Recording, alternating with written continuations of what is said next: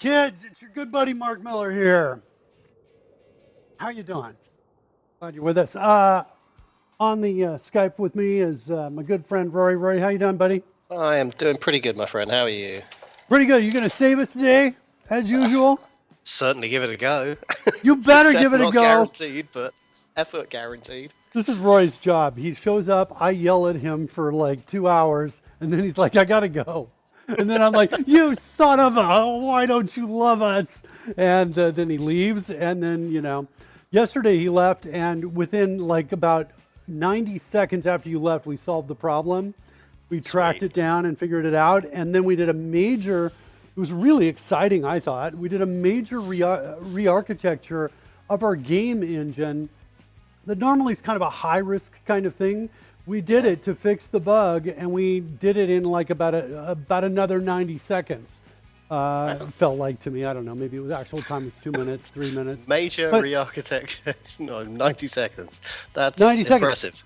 Well, it is. So what? Here's what the problem was. Just to give you some insight. We were reusing a field variable for kind of two different purposes. One, it was storing the start time of when of when the element was created, which is necessary for things like fading in and fading out. Right? Yes. The other thing that it would be used for is it was also used for the start time when we changed directions. So when we changed directions, the physics was always worried about start time, but when we change directions, we have a new starting point, so we would update the start time then. That's really challenging to find, because in any single context, you're going to look at that code and go, that's right. Yeah, it was but working without all the time. Sort of parallel threaded brain, that's going to be, oh, wow. Yeah, a little bit. So anyway, and to be fair, this thing was nagging at me since I realized we're using it for like two different purposes, which was actually why we've been doing the last few episodes. I've been looking at it, and it's been nagging at me. I've been like, and you just kind of get this sinking feeling before the words actually come into your head. So I had a little sinking feeling on this variable. So when I started to hypothesize that maybe the variable itself was problematic, and as we got more and more evidence to support that, what we did to fix it is we ended up saying, okay, we're going to rename the variable we have now, just instead of time started to lifetime started. Yes. So it has this broader sense of scope. And then we're going to create a new variable called physics started. And everywhere that lifetime started after the rename, everywhere that variable was used that it really should have been using the physics time started, we're going to use the physics time started instead. Tease apart the purposes and do them properly, And we did that, like I said, in about 90 seconds, I think, maybe even 3 minutes, I don't know. But it wasn't long. We did it, and I was excited every step of the way because I was thinking, this is a major fundamental change that impacts everything, and we're doing it in about the fastest I've ever done a change like this in my life. And so I love that. I was super excited about it. TG Radu says, good luck today. What'd you say? Thank you very much. TG Radu in the chat room. Radu, thanks for that. Thanks for the luck, because we might need it. That's some serious brain power. We will never turn down offers of good luck. That's right. We'll take every advantage we can get. I'll be like, I don't need your luck, sir. I don't need your luck. Throw all the luck away. I'll do this with my arms. Okay. I'm like the only human, one of the few human Muppets actually on, this thing called the internet, kids. That's me. See? There's genetic DNA. I'm a test tube baby from a Muppet and a human. That's what's happening. Interesting. All right, let's go. Let's get out of here. Let's get into some code, if we may. Indeed. Let me show you where we are. We're actually, so this whole thing started with me being the biggest baby in the world, being like, I don't like Rory. Rory always makes things hard for me. And now I'm telling you, Rory, I'm switching around my point of view on this. I'm starting to get pretty excited about the possibilities of what we're going to be able to do, because we are creating like a very close to real life simulator. We really, really are. And we're about to we're creating an autopilot for it so it can actually move. And it's unlike, we didn't make it easy on ourselves. No. It's unlike a lot of flying machines that are out there. This machine is essentially like a rocket that you can tip. It's a lot like an Elon Musk rocket that lands itself to some degree. except for what? Well, it doesn't have the side thrusters yet, so it doesn't have that. No. Yeah, it's all it does is I think tip. you hit it the right first time. It's a tippable rocket at the moment. It's a tippable rocket, and we're Not a typical working one. out Tippable. Wow, that's a tongue tippable, twister. meaning it can tilt. It can Yes, tilt, tiltable. and There you go. we've added gravity. We have not added air resistance yet. It's on the list, maybe. We'll see if we need it near the end. And what we're trying to do now is we're trying to fly from one place to another automatically, Yes. right? And I'll show you how far we've gotten on this. Let's take a look at that. Let's see if it will work right now. Launch the rocket. We fixed the bug. This is a bug I'm talking about that we fixed where we had to hit it 2 times. Okay, so we've launched the rocket, and now I'm going to hit go to 223, which is this coordinate position right about where my finger is. Mm-hmm. And it also is going to jump me back. So 3 means it's going to take me back in scale. So I'm going to drop down in scale, start moving to it, and it's going to show me the state and the target position. I know this won't look super impressive. You know, it takes a while for it to start moving there. I think that's some code I have. Now it's starting to slow down. Look at it. Look at it. Look at it. Look at it. Oh, that is good. It's not bad. It's not bad, kids. I'm going to hang out behind this building where it's safe, where the planes can't get me. Just, ow! What the? That shouldn't have hit me. Come on. How you doing, Coding Gorilla? Interrupted the test. See, I'm not entirely sure you did. I think actually we'd seen the majority of the test. It was looking good, and then you came in, so no hard feelings, no problem. Yeah, no, we're good. Take a look at it again. So we'll do it again. Our goal is to stop on that line or to go past it. That's what we're trying to do. Sweet. And so with that, what that means now is we can come in and we can calculate. Oh, we're about to get close to the line. Let's start applying thrust in the other way. Yeah.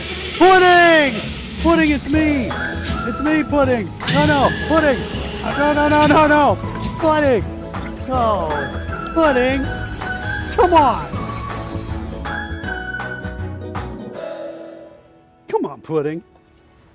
So that's good. So you effectively add a bunch of speed initially, and we're heading in the right direction, tilting in the right direction, and then as we detect that we're getting close enough, the tilt goes back in the opposite direction, and indeed the thrust does as well, to the point where we're decreasing speed, maybe barely cross the line, and then because we're thrusting in that direction, we start going off in the other direction. Yeah. So it's all, as you say, you get kind of what's it called when you sort of invent the rules but not with any specific objective. You get this kind of cumulative effect.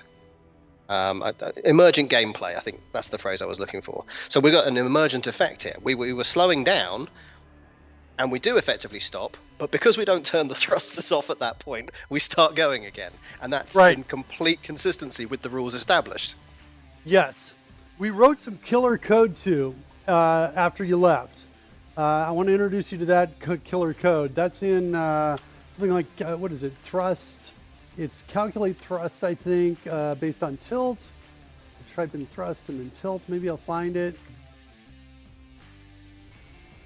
There it is, update thrust from tilt. We added a if this dot maintain altitude call or check right here. And we basically reverse engineered what the vector quantities would need to be. Well, actually, how much thrust we need to have in order, regardless of tilt, up to a certain point, to keep me from going down or up. So effectively, you're calculating the y component necessary to average 0 in the y direction. That's exactly correct. That's what we're doing. Cool. So that means that if you happen to have thrust going somewhat diagonally,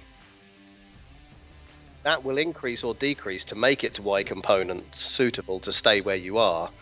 But equally, you might have some horizontal component regardless.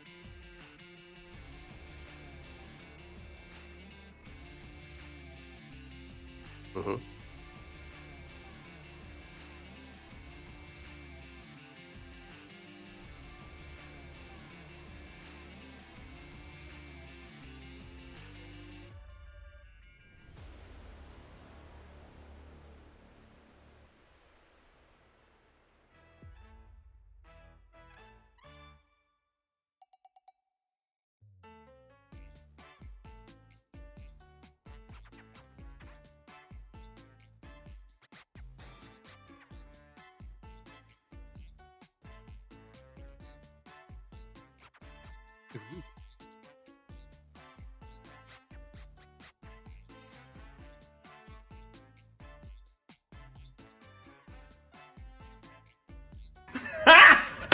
Got him!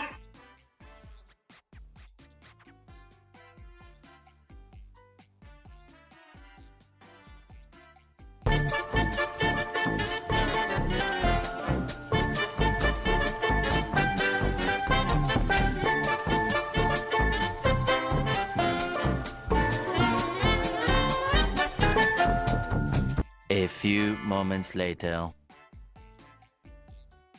Yeah, I do. That's very cool.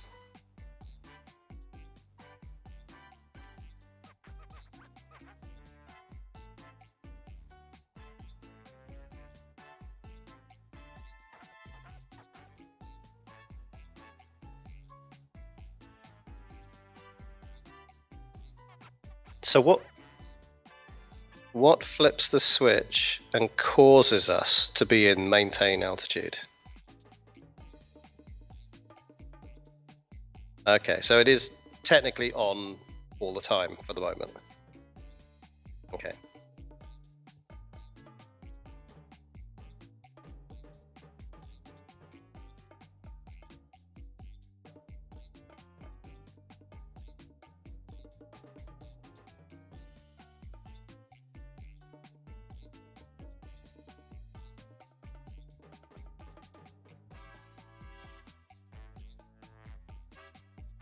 Okay.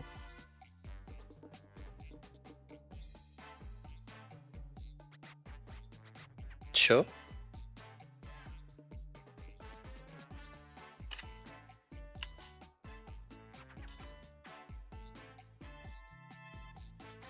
Yes.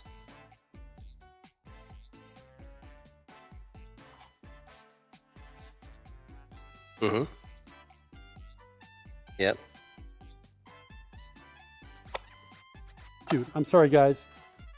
Sorry about that, Radu. There you go. My voice is back. Looks like I muted myself. Oh dear. Where was I? Going.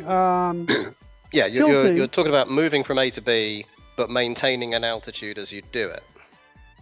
Yeah, and so I'm thinking about what if instead of finding our way there by leaning towards it and just putting the thrust on, which is kind of a crude way of getting there, instead we say, okay, well, we want to get over here and we want to get up here. So we X, Y coordinate the thing. And we say, okay, well, we want to get there.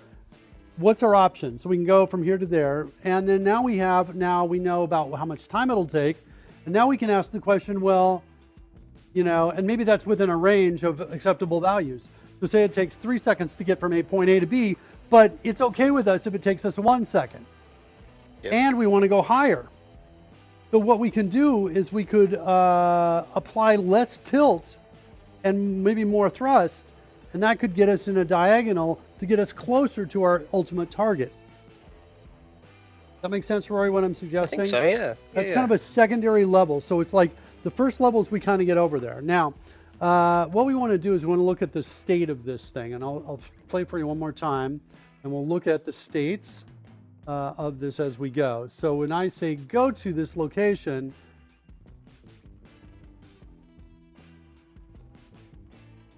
you can see the state names changing right there where we have coasting towards. So we want to go from coasting towards X to braking, and we want to brake at some point. And I think we want to start braking when we're about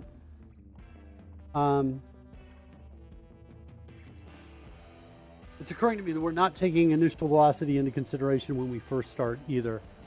We're assuming we're starting from, just being still. It's interesting, on each successive bounce that you're currently doing, it goes a little further past the line before it actually reverses. So the first time you hit there, having not bounced off a wall, it's pretty much on the mark. This will now be the fourth time you've bounced off a wall and gone past, and you're a commensurate distance past the line when you return direction. You think that's true, huh? That shouldn't be true. Yeah. It should be exactly, there shouldn't be an extra bounce. It's like the bounce is giving you additional uncatered to thrust.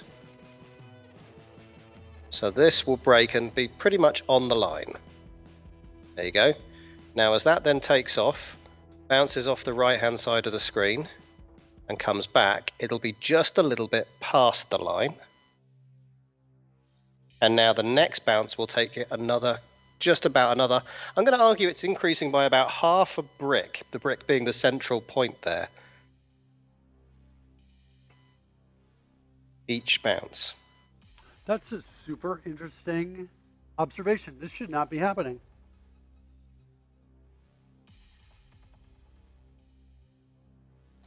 So first time is on the line, next time is fully over the line, then it's half a brick, a full brick, and three quarters of a brick across, I think. So that's super interesting. The only explanation I have for that, go bring this back up here, update thrust from tilt, is that maybe there's some sort of minor floating error in this space. If I were to comment that out and refresh and then relaunch and then just tilt, well, actually, let's do the go-to.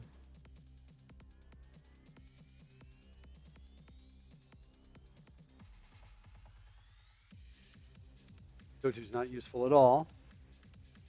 Context.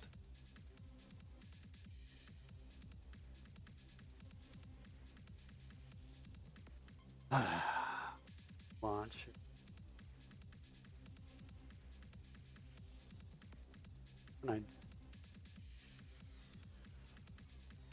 Here, we can get the cursor right about where the where it lines up. It's right about there. That's where it's blocking now, where it's breaking now. And I'm thinking if it doesn't do it now, if it doesn't exhibit the same behavior, I can't tell. Yeah, it looks like it's going a little further. Difficult to tell, isn't it? That went further. Yeah, I'm not sure if I lined up the cursor at the right spot or not. I should just double check that. That does not look further there. So my thoughts are that that one looks a little further.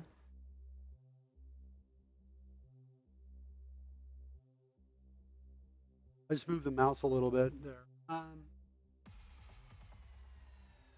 It's not by much. That's the thing. It's a hard thing to sort of check. Okay. Right now it looks like it's right over the center point. I'm going to tilt to the right a little bit. And because there's no absorption or friction in the bounce, that should be right back around the center. It's a little bit further. Now, if this is the same, it should be a whole brick across. It might have been, but it was also quite low at the time, so... Yeah, this is really... Yeah, it looks like it's going further. So why is it going further? It should totally match up and just be exactly where this is, because it's just reversing the velocities. And the velocity in reverse is fighting against the same acceleration that brought it from 0 to whatever its velocity is when it hits. Mm. I'm not going to worry about it today, but it's something to think about. Okay, so let me go. I'm going to undo this for now. There's my maintain altitude piece right there. And this was kind of just an experiment to see if we could do this or not. Let's go find my default Y and change it back to 1050 so that I can get back in the right spot here. We'll refresh. And I think we need to work on the second state, the second targeting state. So when we come in and we say, let's target it. Well, also here, we're not taking off. I think I'm suppressing things initially as we tilt. And that's a mistake. So maybe we could do we look at this first initial takeoff. And just to be clear, let's try it again. Gonna have to restart and then relaunch. Go. Here, 1, and then now it starts to take off. It's like it's not responding to the thrust for a moment. And I think I wrote code, a couple shows ago to do that. So let's Let's figure that out. Let me figure that out.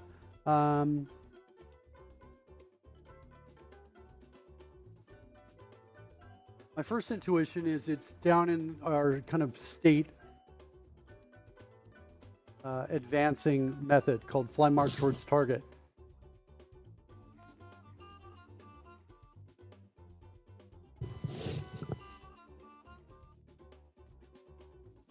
It's not here. My next guess is it is in update thrust from tilt.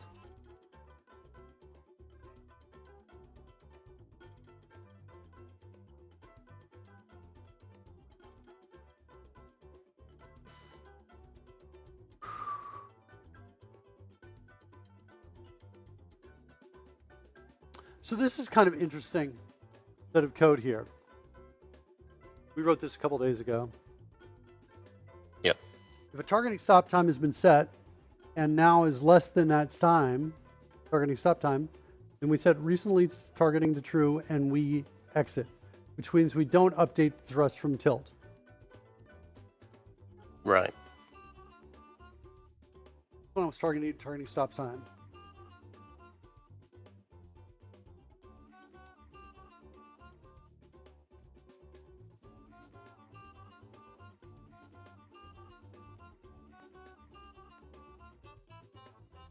So basically we say targeting stop time is in 2 seconds. So what this code originally was designed to do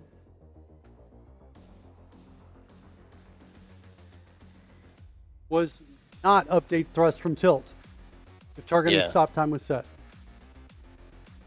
I think I want to get rid of that. And now this is kind of weird too. We're calling changing directions. This was, I think I want to get rid of this too. I'm going to comment both of these lines of code out. The changing directions call may or may not be needed, depending on whether it's being called elsewhere at the right spot when we're changing the direction. But I'm going to try this. That's what I'm going to try for now. So let's refresh that. Launch, target.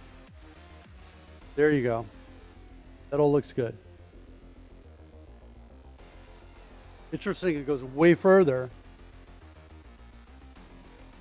But that's actually what I was expecting before anyway, so I'm okay with that. So one more time, we'll take a look at it one more time. Here it is, target. And now we're coasting, and then we want to brake. We're going to want to brake at some point. That coasting switch seems a little too close to the target, if you ask me. One more time, take a look at it one more time and look at when the switch occurs. Here we go. Started targeting, main thrust, coasting. I don't know if we can stop that soon. I think coasting needs to happen a little sooner so we have time to reverse thrust. Yeah. That's what I think we need to do. Let's look at the switch on that, how that works.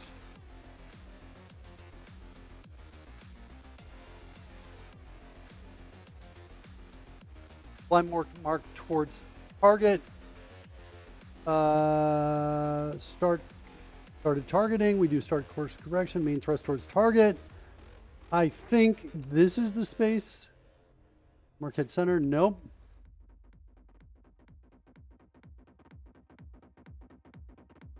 And then we have apply braking.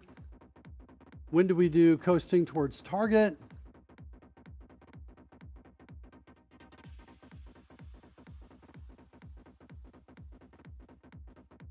It's in here, goal break time. 2 seconds away? That doesn't feel like 2 seconds before we cross it. Verify. 1, 2. It feels like it was less than 2 seconds before we crossed. Oh, but we were still applying thrust. That's if we shut everything off. Ah, that'd certainly have an effect, yeah. Okay, so I'm going to make this a little bigger if I can, like 3. Now the problem we slightly have with this approach is what happens if we're closer to the target? Yeah. You know? That kind of arguably may go back to the very beginning of the procedure here, where we decide how much thrust to apply. so that we can get there in like 4 seconds or 5 seconds instead of a much shorter period of time. I don't know, something like that. All right, so I switched it to 3. Let's refresh.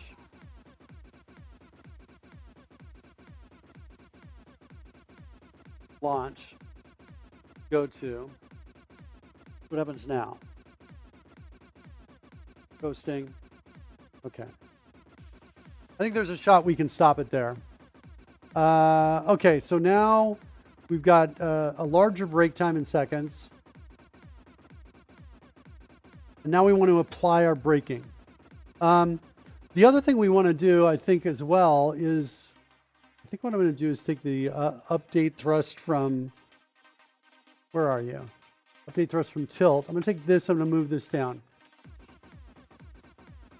Down in this space here. And this whole idea of maintaining the altitude.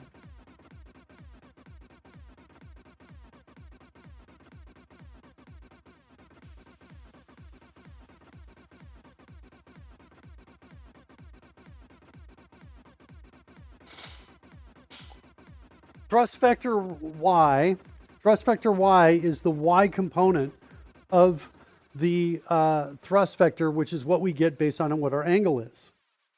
For a 45-degree angle, our thrust vectors x and y will be equal to each other, and they allow us to get the portion of the thrust that we have in each of the 2 directions. So the desired thrust here is countering against gravity. That's what we need just to maintain the altitude. However, we may not want to just maintain the altitude. We might want to move up a bit. Okay. That's kind of, I guess, a to-do on this, I think, Rory. What I want to do is I think I want to come in and say, let's do maintain altitude.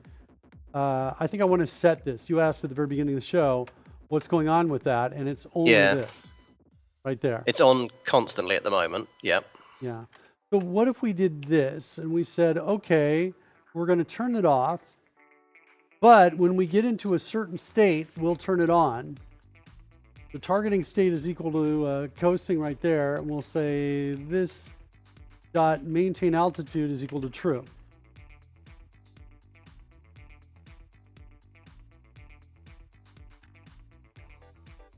Yeah, I feel like I'm missing something here. I feel like in terms of where I'm thinking about, we're trying to solve the problem, how to get from A to B. But what I might want to be solving instead, yeah,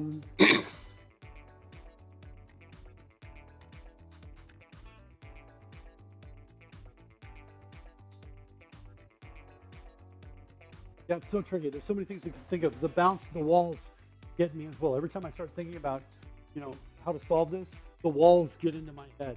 Because I'm like, well, but if we're going really fast this way, we could bounce off the wall and use it to get here instead of trying to apply a ton of energy to stop us. Right? It's a whole physics space that normally spaceships don't play in. Yeah, no, you're right. There's this other piece as well, which is this idea of, the tilt mechanism. I guess I'm thinking something like kind of inspiration of what I'm thinking. I'm thinking that we have like I think we have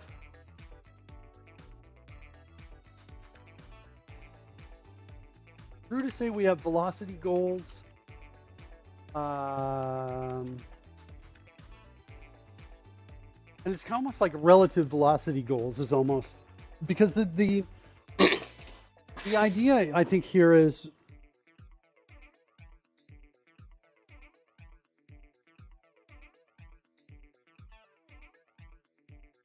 I think we have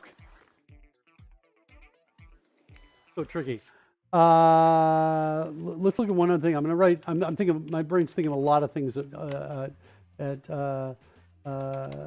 once here. Let's look at a continuous feedback kind of model, where no matter where we are, we're kind of working the problem in terms of getting there. Yeah, continuous adjustment, so to speak. Yeah. So if we do that, yeah, here's the thing. I think this is true even in this space. We need to prioritize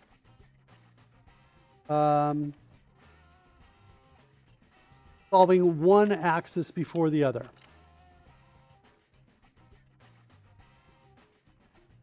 And I think the answer to this question is really which axis? It's the farthest axis away. Yes. Before the closest axis. In other words, we need to get in the one, whatever we have the greatest travel distance on, we have to make that move first. But the farthest axis away isn't just in distance. It's not measured in distance, it's measured in time. This is where this has been so hard to wrap my head around. Okay, the reason it's got to be measured in time is our velocity we might be really close to a place we need to be in, but our velocity might be moving away from it at high speed. Okay, yeah. Making that close one actually the furthest away in terms of time. Are you with me now? Yes, we think about distance normally as the furthest distance because we're going to think about a direct approach to getting there. But because we have composite approach to getting there, x and y thrust, we need to think about the time based on current velocity in those two directions. Yes. Because we have two components. We don't normally have multiple components when we sort of think about crossing the room or anything like that. Right. Yeah. That's part of it. I think I've misspelled a word, although it's not indicating that it's misspelled here. Which do you think is wrong? I think farthest. For some reason, I want to say furthest. Furthest. I would use the furthest, but I think probably both exist. Yeah, okay. Let's try putting a misspelled word up here and see if the spell catcher gets it. I have no help from the spell catcher in the spell checker in Java, in TypeScript. Okay. Interesting. Okay, so we prioritize solving the farthest axis away, the furthest axis away in time before the closest one. That's what we do with our continuous feedback. That's step one. Okay. I think that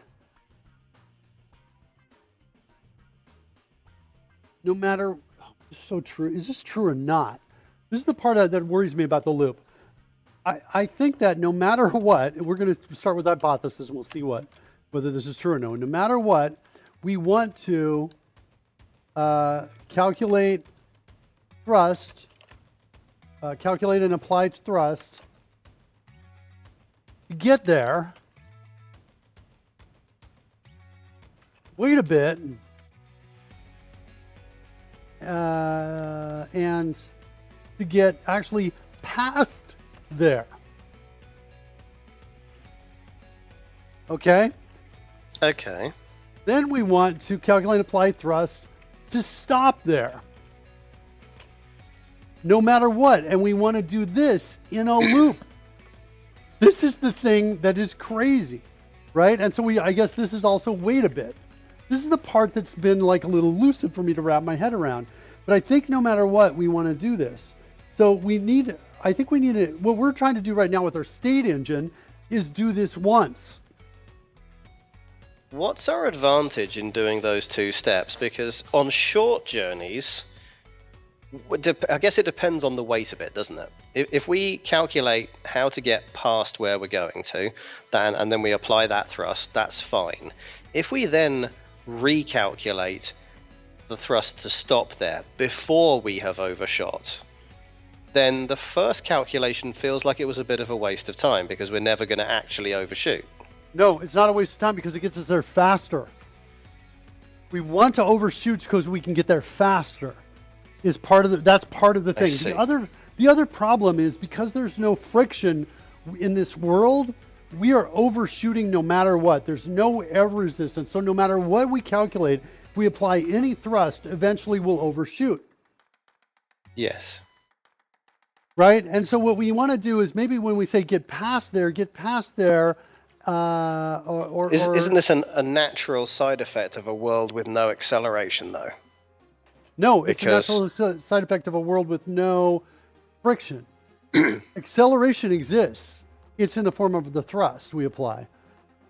Does that make sense? Right, but we don't apply thrust at a moment in time. Well, in time, we turn the thrust on and it remains, and we thrust in that direction for as many frames as we leave it turned on like that. Right. Yeah, so there's thrust is applied for a certain amount of time. That's true. Sorry, yes. So I guess it's not that there's no acceleration, there's no compensating reversed acceleration, which is effectively friction. Yes. Right, there's none of that, but we do have the ability to tilt. So we calculate thrust to pass there in a, reasonable amount of time. That's step one. If the desired time to go from A to B is 5 seconds, and we calculate that that's 10 units of thrust, whatever value that is, then we naturally assume that a higher value than that will take us there in a shorter period of time, because more thrust goes faster, or alternatively to the point beyond it in the same amount of time. It's just two ways of looking at the same thing. So yes, do we not just calculate the thrust to get there in a reasonable time and then add X% based on how fast we want to do it? No, we can't really. With acceleration, we can't add X%, because the longer the distance, the greater the velocity will be by the time we hit there. The more time we have. It's a curve. So we have to, if we but I'm not sure. I'm actually not quite following in terms of why is that useful, do you think, to increase that? Was our goal to get there faster, I guess? Is that what we're thinking? Well, I just know that.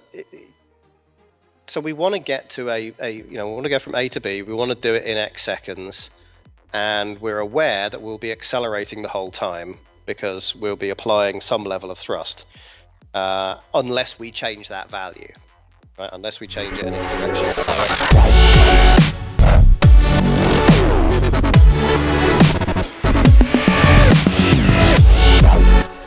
Faster's better. Brought to you by caffeine and Weird Beard Dev. He makes a good point. Yeah, that's true. Yeah, I don't know. I don't actually object in any way to what we're doing here. It's just interesting that it feels slightly strange inside my head that we are, in order to go faster, it's not that we go faster, it's that we target a point beyond in the same time frame. Oh, I've changed it. I just said we have to pass through the spot. Oh, sorry. Yeah, okay. The target point. Weird Beard Dev says, I don't know what the conversation is about, but the rule almost always applies. Yeah, no, I agree with you. Okay, so I believe that no matter what, we want to calculate and apply thrust to pass through the target point in a reasonable amount of time. Right, and the key isn't that we should then be stopped at that point, it's that we should get there. We don't really care what the thrust is when we get there. We will compensate for that at a later point in the cycle. Yeah, then we're going to wait a fraction of the reasonable amount of time. Okay, being some point less than the whole. Yeah, because if we wait more, maybe it's too late. We're past it. We have to come back again the other direction. And then we're going to calculate and apply thrust to stop. And at this point, once we're at this point, we're close to really golden, because what this is going to do is this is going to I'm starting to like this. It's what I'm approach. So in the first 2/3, we're adding thrust to our velocity as we go, and in the second half, we'll be taking thrust away from our velocity essentially, so that we are going in the same direction, but we are doing so slower and slower and slower and slower until we do stop. You know what, Roy? I'm sorry. I was typing this in, and I think you said something really important that I missed. Can I ask you to say that again? So the first half has us adding thrust to our velocity as we go. Yes. And the second half has us removing subtracting or reversing of thrust from that velocity. It's weird, isn't it? Because you can think of that velocity as the whole directional vector. And we're reversing it, actually. We have to reverse it to stop. So it's not that we're subtracting to get it less. We are flipping it around and applying a negative velocity. It could be that we adding a negative, subtracting a positive, this is the same thing. Okay, in my head, they're definitely not the same thing because I can subtract and still stay positive. But if I reverse, I'm flipping the sign for sure. That's why I wanted to say reverse on it. Does that make sense? I see. So you're maintaining the magnitude, but in the other direction. No, it doesn't have to be maintaining. That's the flip. What the absolute known piece that is true is I'm flipping the sign. I'm flipping the sign of it. I don't think there's, the only exception to that is if we're dealing vertically with gravity, it may be that I just may be reducing it. And you might be right just with gravity. But for horizontally, we're flipping that. Okay. Weirdbeard Dev says in the first 2/3 we add thrust, in the second half we subtract thrust. All right, fine. I'm going to just go with both of you guys that's the way you want to think about it. That's fine. I'm pretty sure we end up in the same place. Yeah, but we are going to need to tilt the other way if we're talking about tilt, because that's taking care of us this way. If we're talking about vertically, it's more along the lines of what you and Weirdbeard Dev are saying, in my mind. Because we have gravity already pulling us down, and so in that case we may not reverse it. Agreed. Now, this will tell us when we stop, so we wait a bit, the when, right? And then we come back up to the top again. And I think that's my loop. We have to do this with the furthest axis away in time. Right, so the reason why it's a loop around all of that is because you need to evaluate at every X period of time through the journey. And for the first 2/3 of the journey, that loop will pass through the first branch. All right, it knows we're adding, looping. Then we do our analysis, and we've passed the first 2/3 of the journey, and the branch goes the other way. And inside the loop, we are, for want of a better phrase, subtracting, or adding the reverse. We're slowing. So we're always either accelerating or slowing. There's a loop around the whole thing, and each time it's making a decision which of those two paths are we going along. Yeah. Well, yes. Which of the two paths? You mean which of the two axes? Are we currently accelerating or are we currently decelerating? Oh, I see. Yeah. I'm with you on that. But no, I agree. Solve furthest axis away first. And I think we do this, and then we do the loop. And once we do the loop, we keep whatever our furthest axis we're trying to get to, we keep that in this loop. We don't change. Interesting. And then until we wait about the when. And then we basically check to see, calculate play, to stop there, wait a minute, when. And at this point, we shut off the thrust. We basically switch to hover mode. So hover mode. If we try to move, let's say twice as much horizontally as we do vertically. So we're going to go 20 units across, 10 units up. Okay. We will initially decide that the x-axis is the furthest distance because we're stationary, okay, and the distances take over at that point. And we will therefore start processing that x distance. And because we're less than 2/3 of the way there, we will start accelerating sideways. Yep. We will get to a point where we are, I guess it will be 50% of the journey, and we'll now have equidistant in terms of distance, x and y, from our destination. But because we're moving faster in the x direction, the y direction will be then found to be the furthest away in terms of time, or some approximate location like that. No, and at that stage, we're now going to tilt and try to apply y thrust. No, we're going to do this on the outside of the loop, and then once we're on the outside of the loop, we do this loop until we reach that axis. Then we get the other one. So no we're very much like a knight's move in chess at this point. We're going to do the whole of the horizontal, then we're going to do the y. Initially, yeah. But in version 2 of this, I think we can solve part of the y while we solve part of the secondary axis while we solve the first one.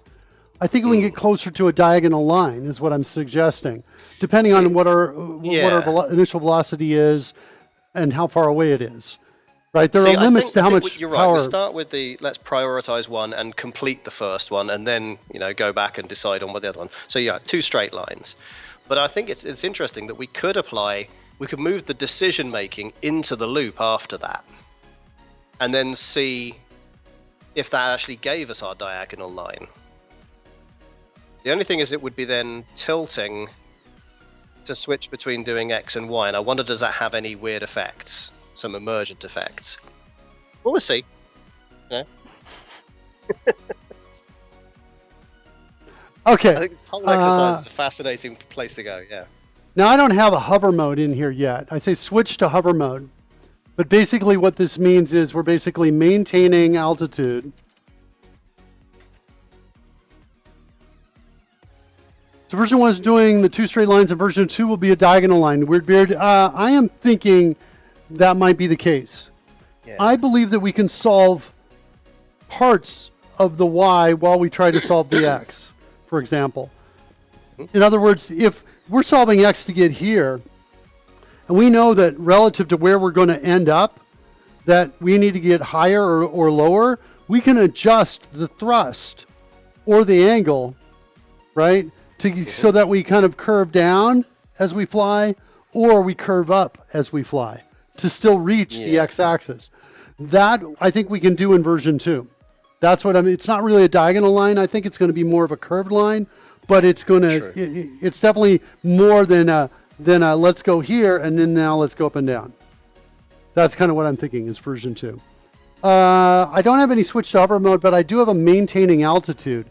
Now, if we nail all of this, we'll be cool, but the problem is we really won't be cool. So I'm going to say just, we'll say maintain altitude. Well, now we can...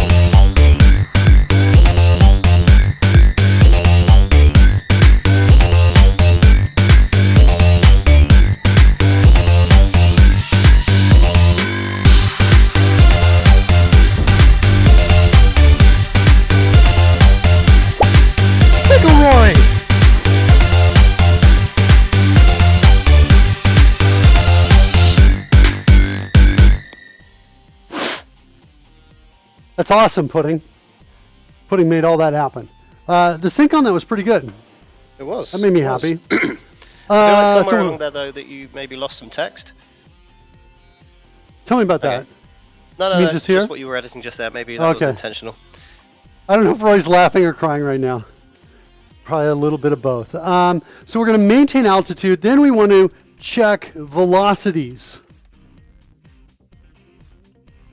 Shouldn't velocities be close to 0 anyway at that point? Except, of course, with the maintaining versus the gravity. Kind of. They should be close to 0. Should be close to 0. They should be close to 0 on the axis we're targeting, I guess. We are targeting first, to solve first. So if we're targeting on the x-axis and we're going out to this point out here, and we stop, they should be close to 0. Yep. But they're not going to be 0. And the reason they're not is because when we change directions, we are changing our thrust as we do it, right? And we're bringing it around, right? And we're bringing that thrust around. So that thrust is going to have an impact. It's not an instantaneous change on the axis we are trying to solve. So my theory is that the velocities won't be 0. They'll be larger than 0. But then what we do is we go back into the loop again, right? Yep. So and we calculate applied thrust to pass through the target point in a reasonable amount of time. That reasonable amount of time is something we have to figure out. What is a reasonable amount of time? I'm thinking a reasonable amount of time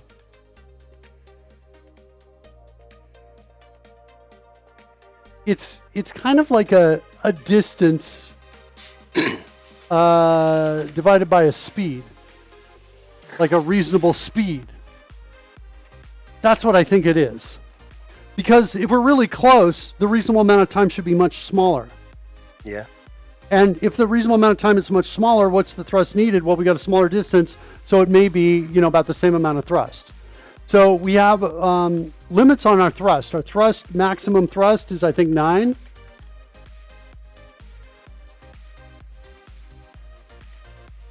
And the minimum thrust is 0. Now, speaking of maximum thrust, I realize there's a bug. Let me show you the bug here, if I can bring it up. The bug, I guess I can kind of show you. When I go to 60, look at, I don't have maintaining, hold on. I got to turn on maintaining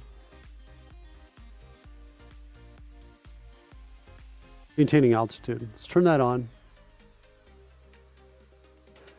Equals true, and we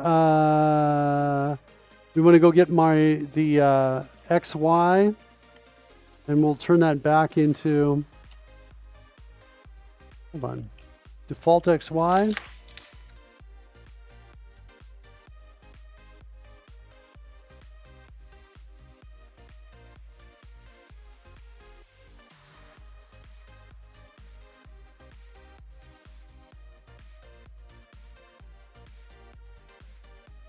Turn that back to 750 and refresh and launch. And so I just want to show this. When I go to like 60, look at how big this gets on the side, because it's trying to keep it. That problem is, I think, coming from a maximum that's set to 9.9, and I don't think that's true. The maximum thrust is not 9.9. That's what it is for the chat room values for setting my coordinates, but I'm pretty sure maximum thrust is only 9. If I change it to 9, I think this little sharp edge you're seeing on the outside will go away. Let's try that right now.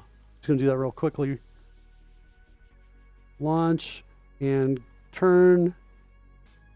Nope. Let's go look at the...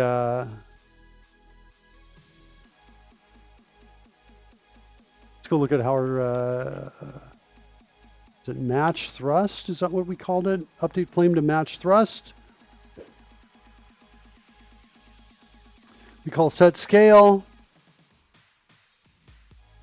Flame proxy scale is this thrust divided by 6. So we got to divide it by something a little smaller. Let's try 5.5. Refresh. Launch. Turn. Okay. Definitely I was doing the wrong thing there. Let's try 6.5. Refresh. Genescu 7, where are you? We need your help. Oh, yeah, arrived.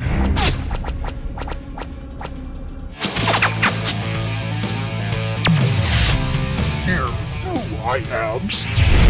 Ah, my hand! Boom! Fun thing. Dun dun dun. Genescu 7, welcome! Try again.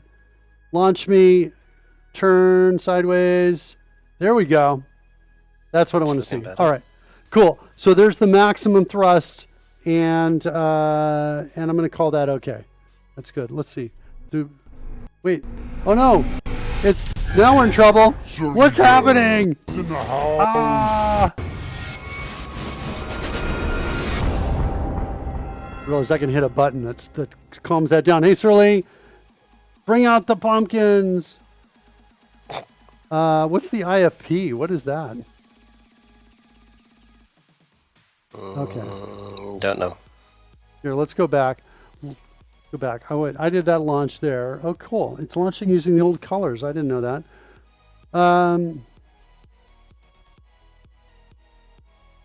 Identified flying pumpkin. Okay. Cool. I see. Yeah. So 60 degrees, I can't quite hold altitude with the thrust. Mm-hmm. All right. Anyway, that piece is fixed. It's a little off the edge there. I see just a little bit off that edge. It came off. But it has to do with the turn. Yeah, look, there, right there. Just in that corner. So it's like, it kind of is really, I guess we can do 6 point, maybe 7 like that. Make that change, take a look at it.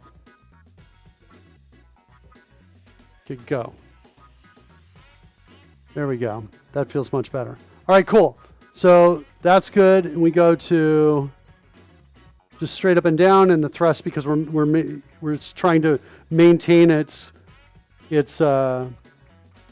forces against gravity, is a much smaller flame. Mm-hmm.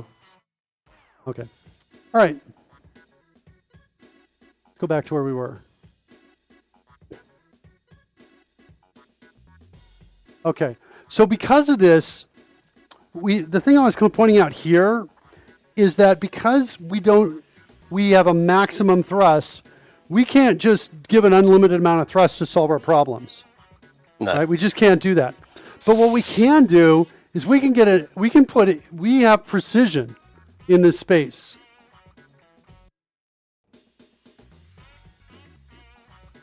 And what that means is we can go 0.001. We can have a very small amount of thrust if we want to. So, which is good when we get to the end of this process here. So it should be close to 0. So then we should ask the question, is the velocity on the axis we're trying to solve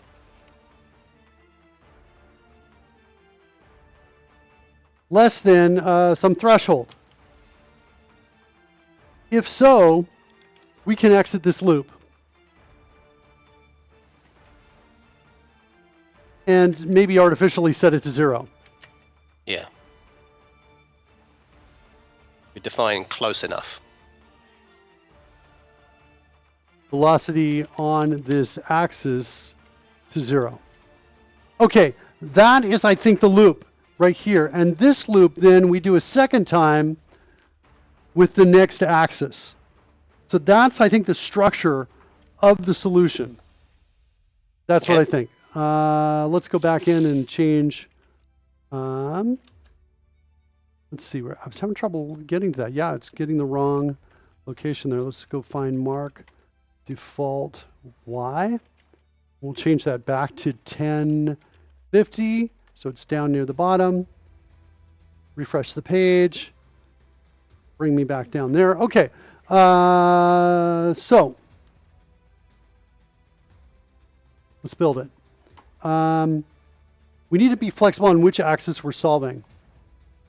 And I almost think we need an enum to do that. Let's try that first. Axis and X and Y. We'll scroll up so you can see it. It's right there. It's right there. No. What's happening? Oh, no. Oh, whoa. I'm not going to look back. I want to look cool. Ah! I got to look cool while explosions go off behind me. So I'm not going to look back. Ah!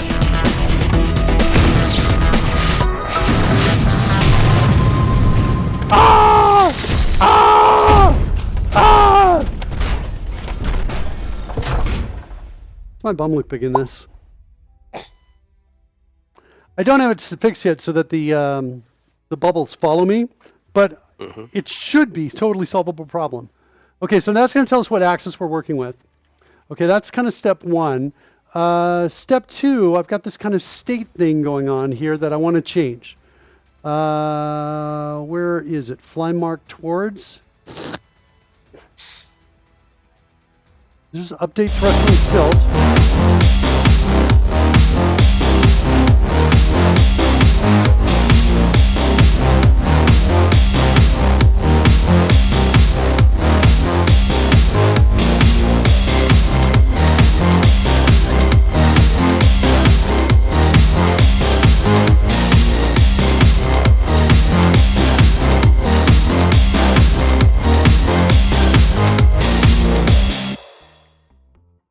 Okay.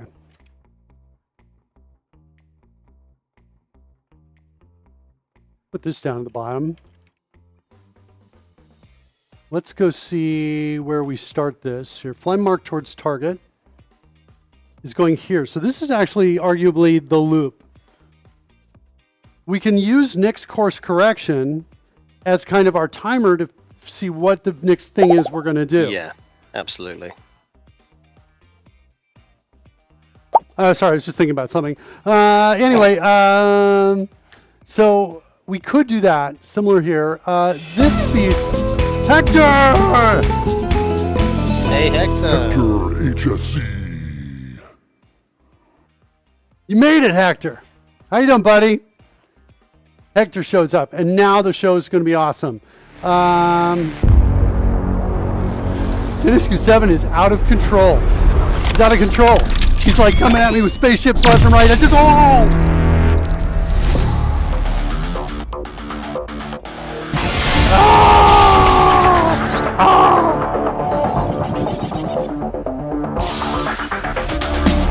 Beam me up.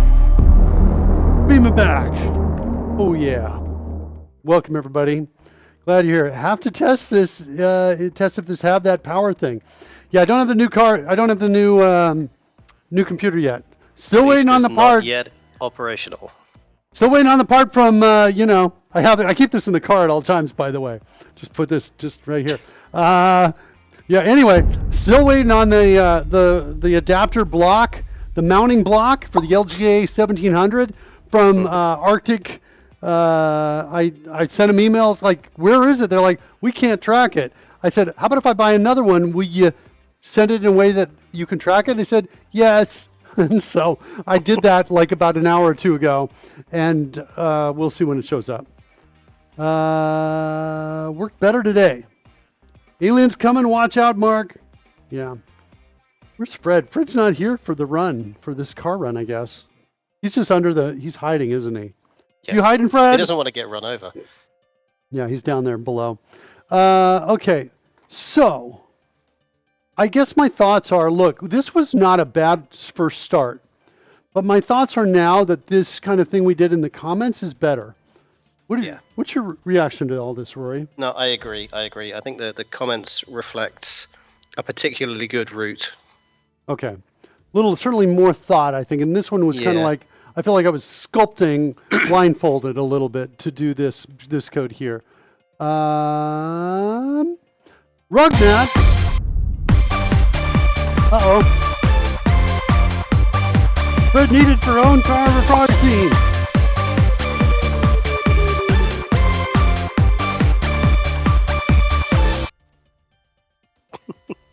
Where's Rugmat? I didn't see Rugmat out there. Did I miss something? I don't see Rugmat in the chat. Oh, there he is right there. First time chat from viewer. How you doing, Rugmat? Glad to have you with us there. Indeed. Original party is the best party. Original party is the best party. Okay. Main thrust towards target. That's in here. I feel like that's all old. That's all old. Fly mark towards target. So I'm going to do this. I'm going to take this and call this old fly mark towards target.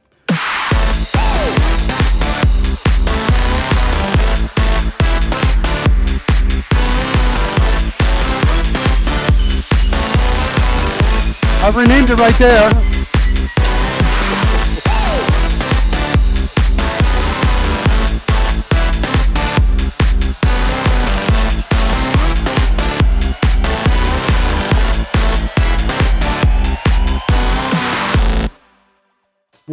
Everybody left, okay.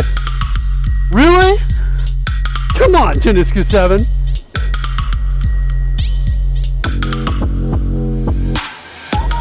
This is Janiscu 7's workout. He's out there with me. Right, Janiscu 7? You're not just leaving me alone on this, right?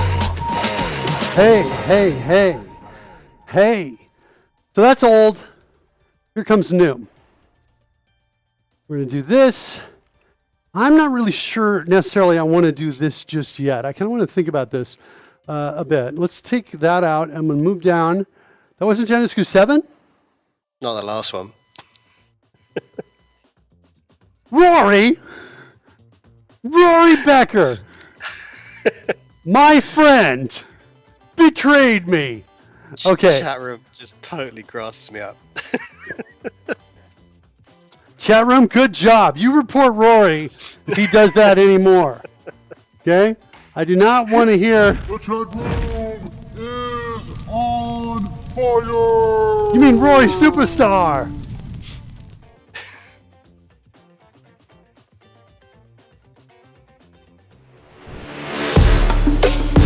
Not me. Wasn't me. Welcome! What'd you say, Roy? It wasn't me. I didn't do it. Yeah, I saw it. Oh, great. Now look what happened. Gonna have to bring up Party 11 again. The only way out of that is to play it all the way through.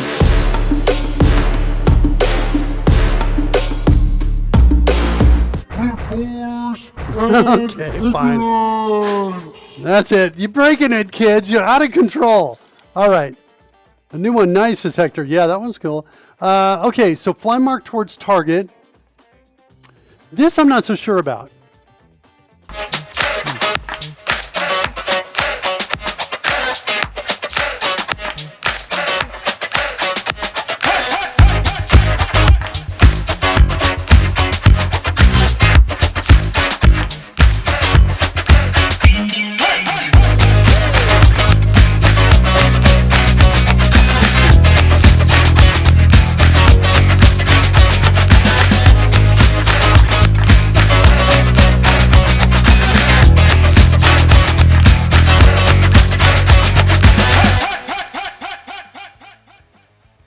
What's going on with my screen?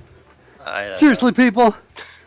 Did anyone see the pink one flash for a bit? Yeah, I did. That's synchronization issues on the machine. Once that goes away, the pink one won't flash anymore. Yep.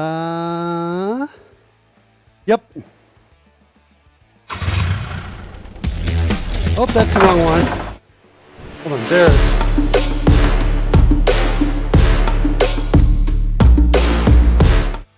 Hold on. If I go click it right there and then back away fast, there we go. Now we're back in kind of where I want to be. That's kind of where I want to be. Okay, got the flashes from the other video playback still happening here. So we have this sense of needing to wait until we do something. But what we need to do depends on where we are inside of this. So we've got kind of this, again, this kind of state challenge right here. That basically is which one of these things are we going to be doing next? Yeah. And I think we do it with state, is what I think we do. I think we create an enum to represent those states as we go through these. We could also do it with a command-based system where we say, okay, next thing we have to do is this command. But I'm feeling like the simpler approach might be the state. So I'm going to just copy this clipboard, come up here. This targeting state is the old targeting state. I'm going to rename this. And I'll try to get the word old spelled correctly. And I'm going to create a new enum in here that's going to be my new targeting state, I guess. Continuous targeting state. And let me throw that in here. We'll just kind of look at what we have to do here inside of this space. Looking at the loop starts here. Yep. And the loop ends right there. And so piece one is calculate approach thrust.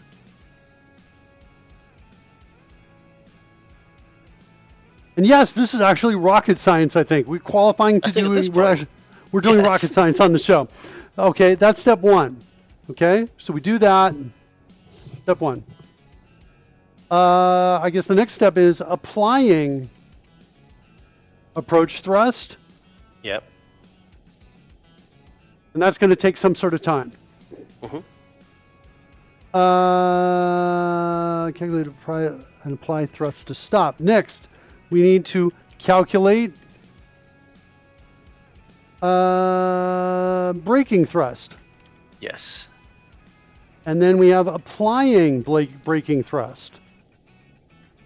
Okay? Mm-hmm.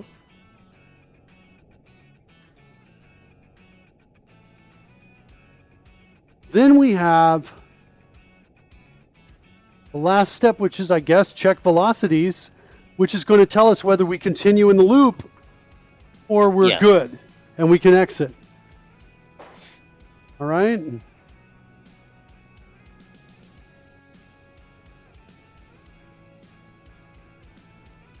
Or do I want to say check position instead of velocities? I don't know. It's kind of more velocities. I'll do that. So now we have continuous targeting state. And then there's probably one more at the beginning called none. Okay? Okay. Next, we need to maintain that and track that. Fly mark towards target. So we need something like this. Like that. And sorry, it's of type continuous targeting state. And maybe we'll just call it targeting state. Oops, we can't. We'll call it continuous targeting state. Fine.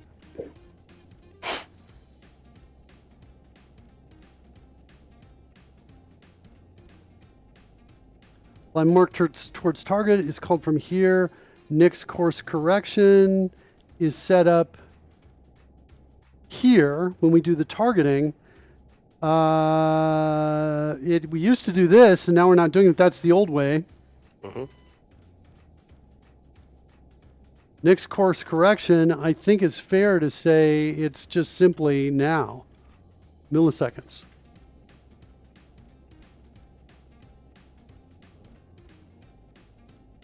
I think.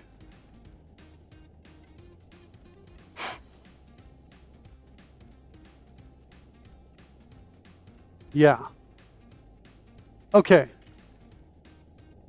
Next, we want to know what our continuous targeting state is, I guess. We're going to say if this continuous targeting state is equal to continuous targeting state dot. If it's none, then I think we get out. Mm-hmm. Yep. Next option is calculate approach thrust.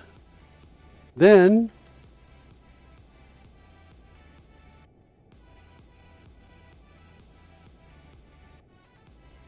doesn't like the same name. Is that my problem? Does not exist. Okay. We're going to pass in now MS. Now, here's the thing. When we first start setting these pieces up, we are kind of, in fairness,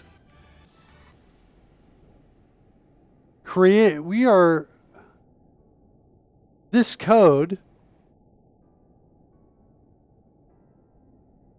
kind of calculates some approach thrust, but I don't think it's good. Yeah. It's not good at all, to be fair. This is not good.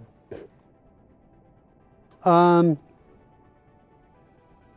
to be a little careful. You can't just remove... Well, you can obviously just remove it, but if you do, then it'll make switching back to old mark flies a lot harder. Yeah, I'm going to extract it, I think is what I'm going to do.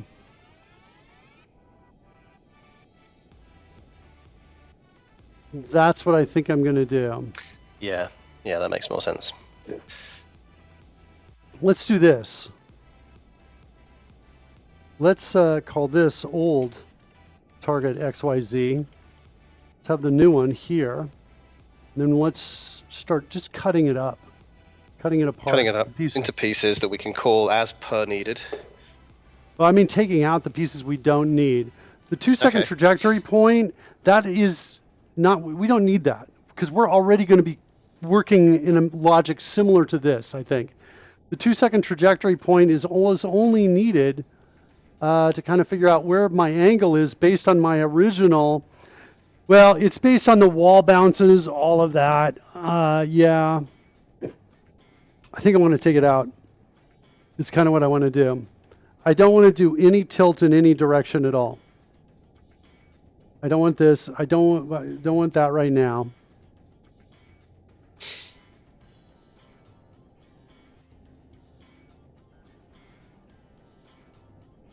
I don't think I need any wall bounce rec stuff. Shortest time to border.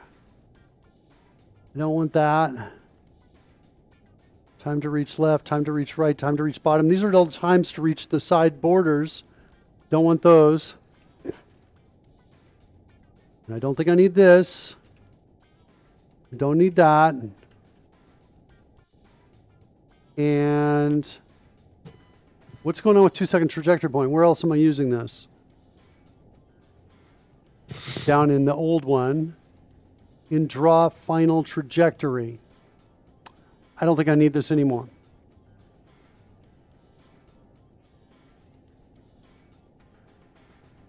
Okay, so I don't need that here. I don't need this. Scale's immediately set. We're eventually going to want to ease that. Targeting start time is not used yet.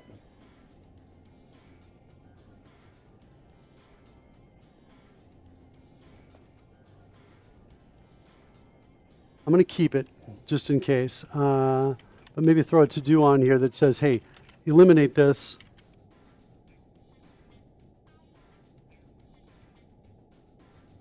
Not used. Okay, target is true, set scale, target scale.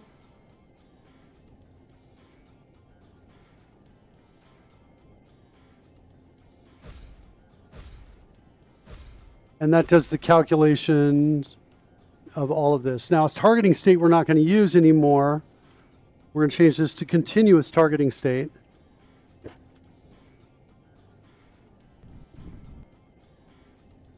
Continuous targeting state, like that. I'm not going to say what Coding Gorilla just said. I can't say that out loud.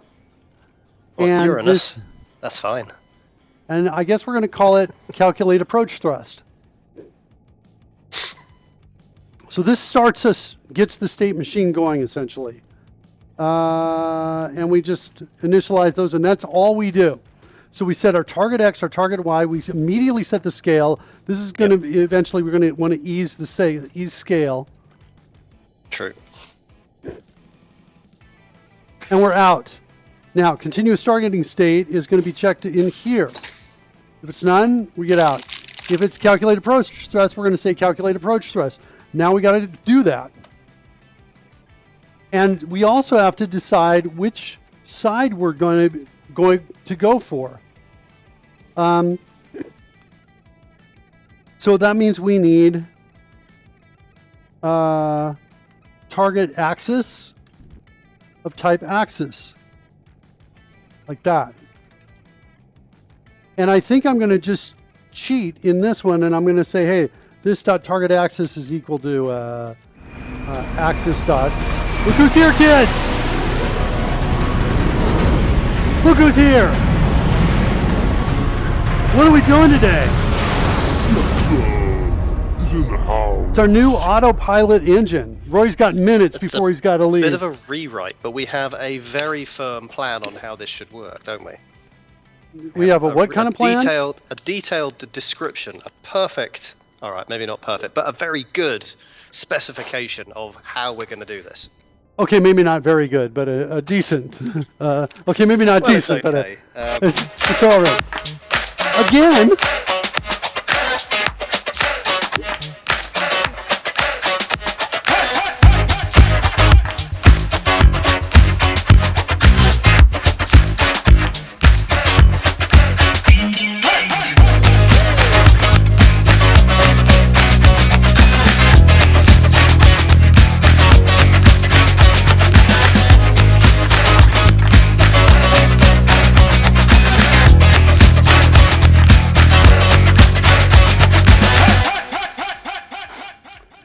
Yeah, the flash cruise because they're out of sync.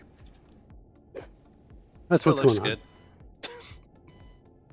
Still looks good. All right. Yeah, well, once we get the new machine built, we're just waiting on that part to come in. Just got a text from Richard Campbell. He's on board for the second, one of these whenever we do it. Excellent. So we're doing that. He's coming in close to my area. He won't be far away from me in a little bit. Okay, so calculate approach thrust. So inside of here, we have this part of the comment right here.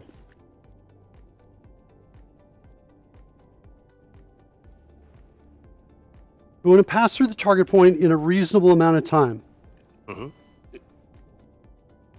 We're also going to choose, we'll put a to-do here, choose the axis that's furthest away in time.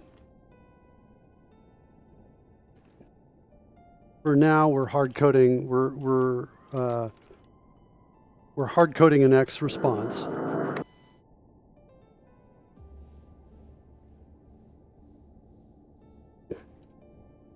Okay.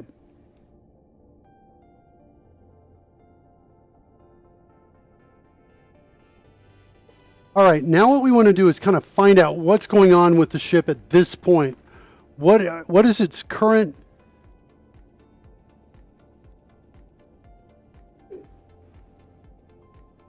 No, we don't.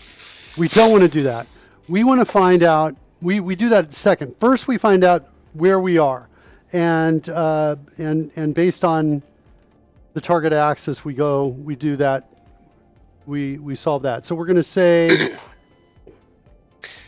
So isn't this a bit of a tricky situation? Because although we can picture ourselves as being at the start, if you like, initially. On our first loop through, certainly we'll be at the start.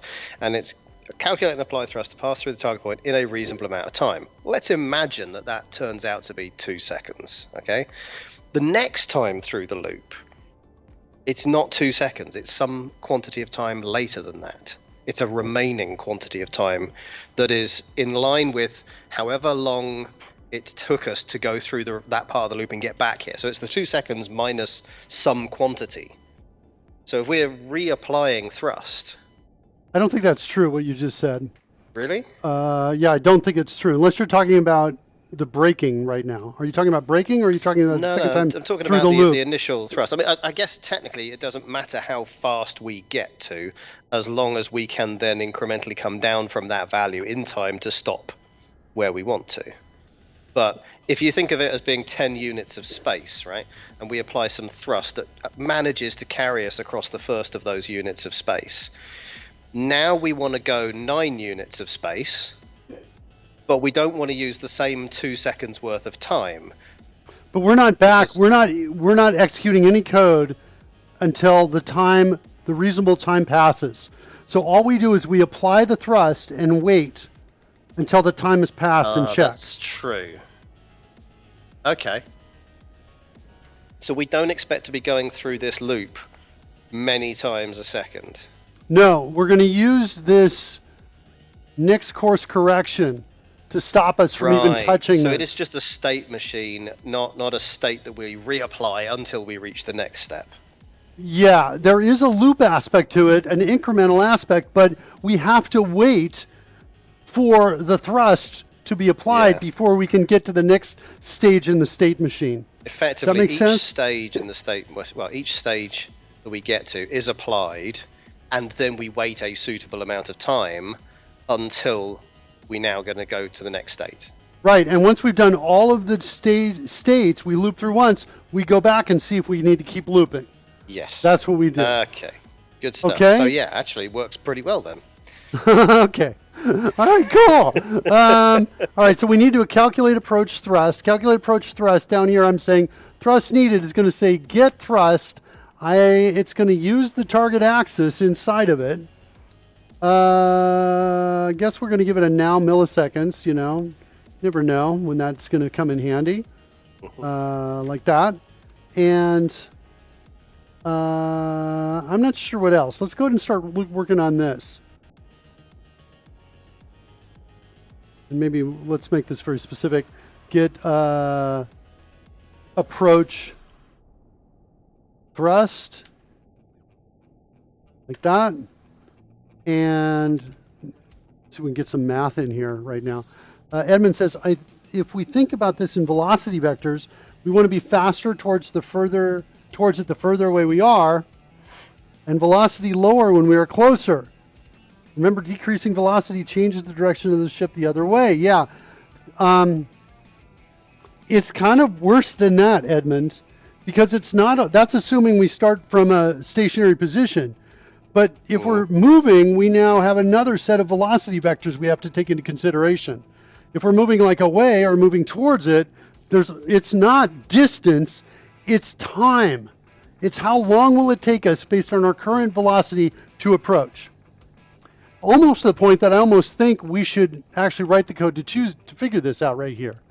Let's go take a stab at it real quickly, see if we can get this. Physics dot, what do I have? Get drop time in seconds is what we currently have, assuming gravity. So the height in meters, we need to go approach, we need to figure all this out. So we got to get our distances. Delta x is going to be equal to our, this dot target x, I think is what we have. There it is, target x minus this dot spaceship proxy dot, is it just simply x? Is that what I need to do? Or no, I get the spaceship center, don't I? Yeah. Let's do that. Constant spaceship center. That's a point. That's equal to this dot spaceship center. Okay. Now I've got that I can work with. So now we're going to say that minus that. That's our delta x. Then we're going to say our delta y is going to be that. Now we need to figure out our time that it's going to take us to counteract to get to this particular place. And I think I'm going to use full-on thrust to get here. Oh, look who's here, kids! It's Great Trout. Look out! He's coming in fast! Slow down! Slow down! Slow down! Whoa!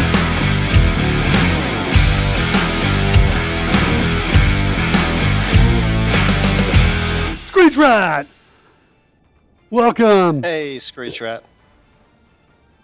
Besides the funky pixelation of Mark's eyes. Funky pixelation. All right, get drop time in seconds. So now what we need to do, we need to get turn these into meters. So delta x meters? What are we breaking today? Can you tell them real quickly, Roy? I know you got to leave soon. Right. Well, basically what we're doing is we're taking a piece of code that worked pretty well. No, it was okay. It did its job, but we've now rewritten the algorithm.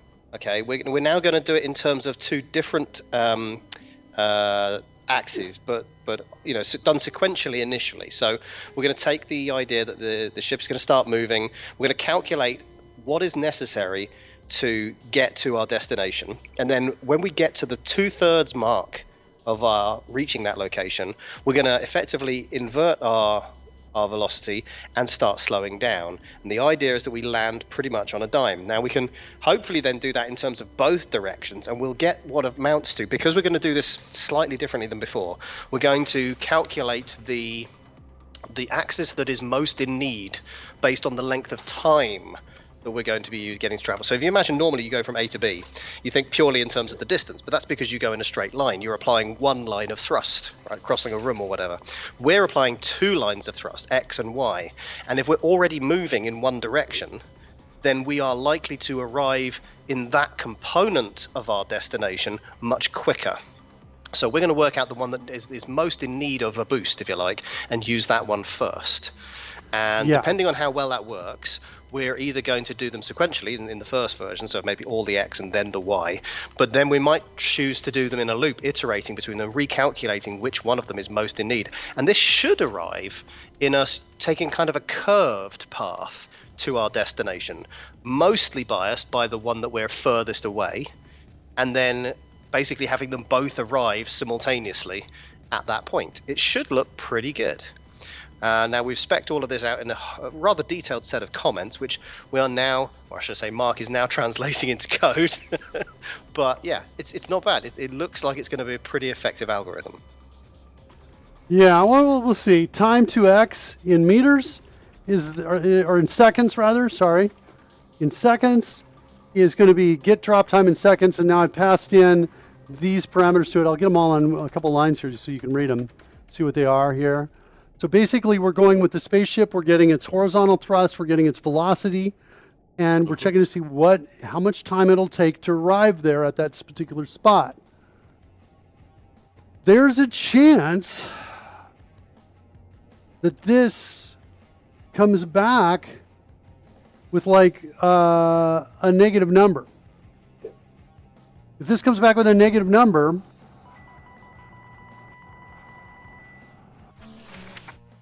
that means we're not going to hit it, I think.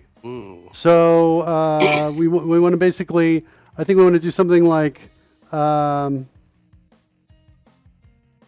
guess I'm going to change this to a let, and then I'm going to say, hey, if it's less than 0,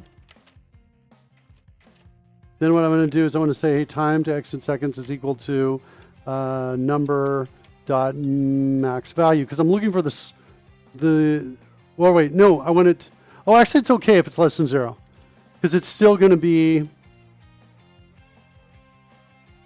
I think it's okay. So anyway, there's time to x in seconds, time to y in seconds, looks like that, and the only thing I think I have to change is vertical, right here. Everything else Coder's changed for me. Okay, there's the time to y in seconds. So now, if time to x in seconds is less than time to y in seconds, then we're going to say target axis is equal to axis x. Otherwise, we're going to say target axis is equal to axis y. That's how we decide which axis we go for first. And then after that, we're going to switch it up and get the other axis, because we can't nail both because of the limitations of the thrust and the limitations of the tilt. So we got to go line up with one first with the autopilot and then get the secondary axis. That's what we're trying for. I want to do some console logging in here, by the way, since we're starting this new thing up. I want to say targeting x axis first. Roy, I'm ready to hit that button whenever you need to leave. So you tell me. I think, my friend, we've reached that point, unfortunately. There he is, kids! There he is! Get one last look, because he's going to be gone. He's almost gone. Oh no! Rory, no! Come back, Rory! Rory, you were just here. Sorry. All right, my friend. I'm going to go. One more time this week, though. Tomorrow. Tomorrow. We'll see you tomorrow, buddy. Okay, have a good one. Take care. We'll catch you have then. a good night. Weird Beard Dev says have a good night. Okay. Okay, so we're gonna do this. So this should be kind of okay. The only problem is this has no consideration for the walls and bouncing.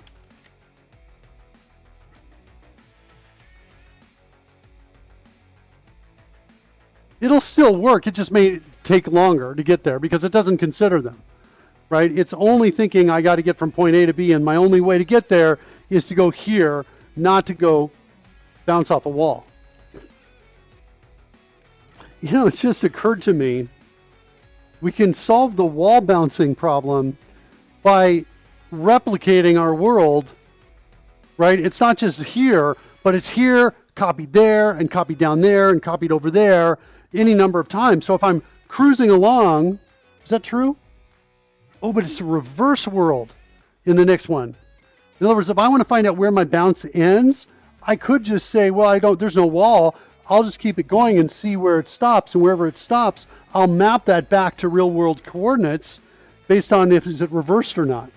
So what happens is if you imagine this is like, maybe it's better to draw this out. Side scroller, not really side scroller. What I'm describing though, here, just crank this out here like this. Let's create our world real quickly here like this. Let's do this. Let's create a version of me. Okay, so there's me right there.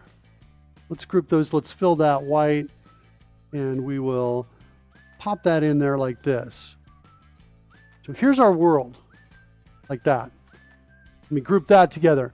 So if we want to calculate where something ends, what we can do is we can create kind of a larger virtual world, which looks a little bit like this.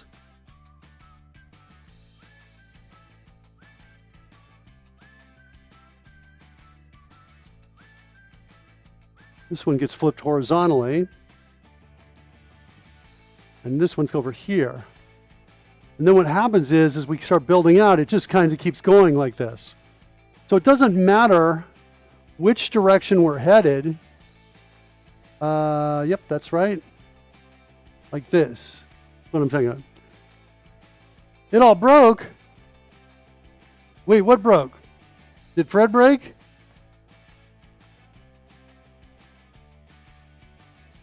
Wait, what's broken? Now I got to see if Fred's working or not. Yo. Oh, no. It broke. I'm running. No breakpoints over here on this one. Everything broke. Really? Buttercup? What just happened? I'm just looking through the chat to see if there's any record of anything. I don't see anything in the chat that says any kind of unusual kind of thing. Blame Rory? Yeah, sorry about that, guys. Well, we can restart those things, I suppose. Let me kind of finish this thought, and we'll maybe get back to that and do that. So anyway, this is the thought idea that I have here, is that this is where we live, but we could just use regular stats to see what's going on. Like if we're here, if our spaceship is here, let's build our spaceship a second here so we can see it. So our spaceship starts here, and we're calculating it ends over here, right? Well, we can just say, okay, that's where it'll end up in this space after 2 bounces. 1 bounce here and another bounce on the other side of the screen, and then here. If it ends up here, right, we say, okay, cool. It ends up there, but this one is reversed, right? So we have to say, okay, after the bounce, it means it's coming here and ending up. Maybe it's better to do it there like that, right? So what that means is it's going to really come and hit and end up right over there after the bounce. So assuming it's going in this direction to the right. That's kind of the idea. So instead of like calculating each bounce and then going back and seeing where is it again and again, I could just find the landing point in this virtual space, and based on which one of these it's in, I know whether I need to flip coordinates, flip X coordinates, or flip Y coordinates. It's like a really clever solution to the problem, I think, to the bouncing problem. Kind of cool.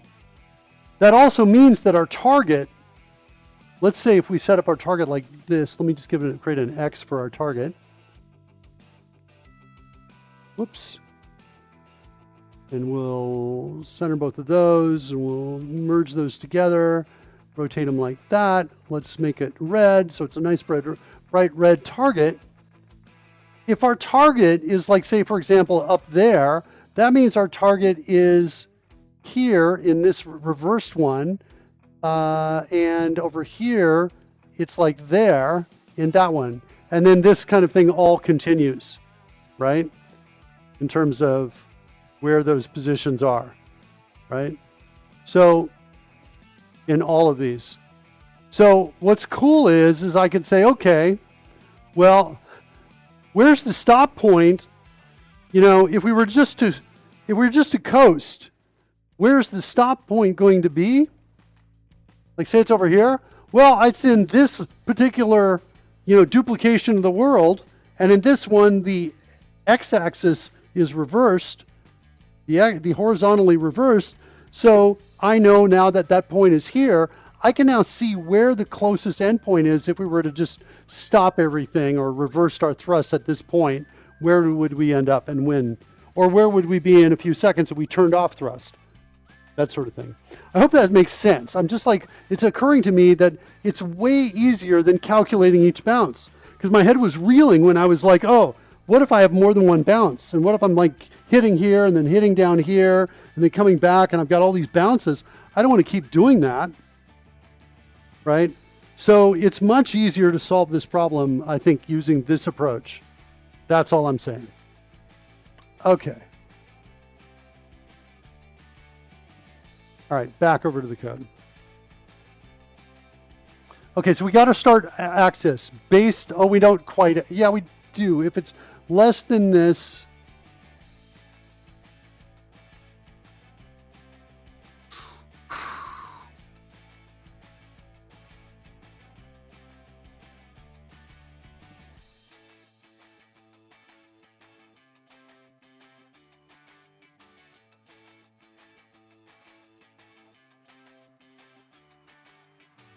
It's got to be greater than 0. I think we do need to check for greater than 0.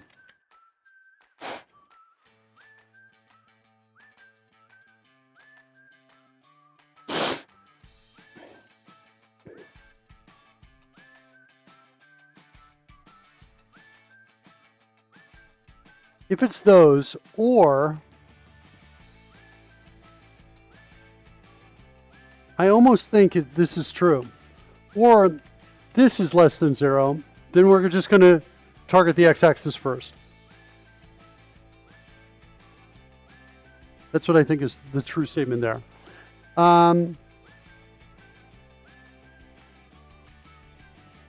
So get approach thrust. Which axis are we targeting?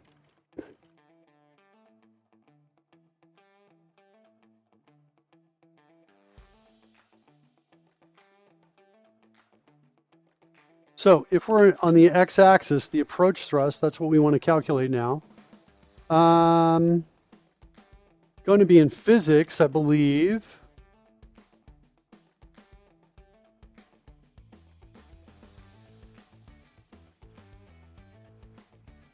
Well, we need to figure out kind of what our desired approach time is.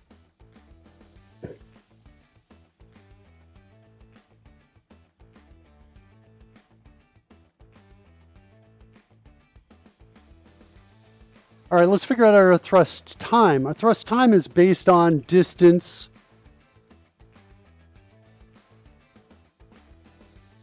these delta x meters or delta y meters. So we'll say, I think we need a number right here. It's going to be distance to target in meters, like that. And then we're going to set it in one of these two options right here. So down here, this is going to be equal to delta x meters. And then down over here, it's going to be delta y meters. Okay, and we're going to pass that in to get approaching thrust.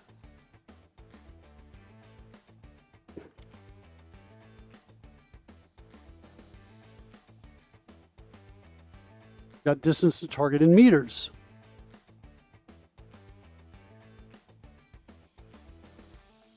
What do we have in physics? Do we have anything for calculating thrust, get acceleration, get thrust to displace?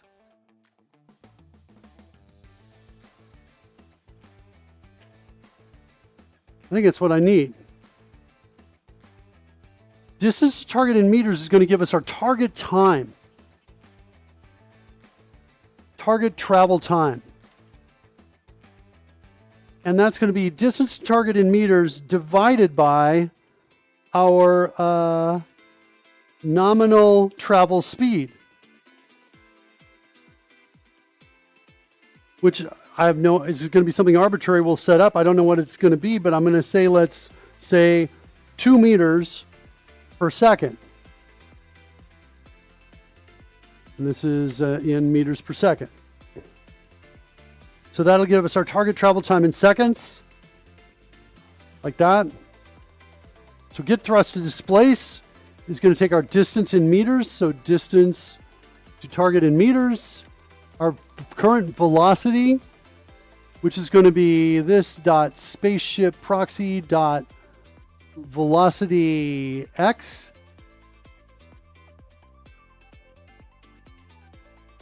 Right? Yep.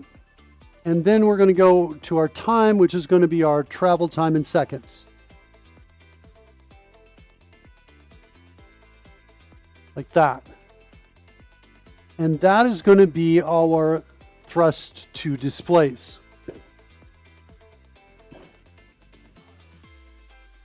And I think that's what we're going to return. Now, the problem is what to do if this is negative. If it's negative, well, we got to figure that out. We'll figure that on the return side of this. Otherwise, we're going to say we want to do the work with the y's and axis instead. This is going to be velocity y and travel time in seconds. So that's the only change. Okay, get approach thrust is there. Now,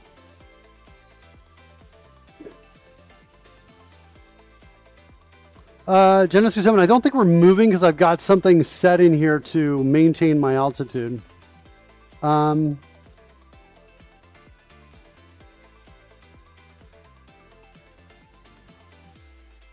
right, so we've got the thrust that we need to get there.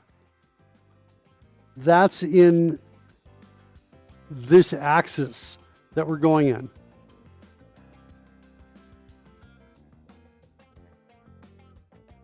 Wow. Is it because I'm upside down, there's no thrust? That's what's going on. It's turned off the engine, essentially, because it... Let's do back over here. There we'll get some regular thrust. Got it. So this is the thrust.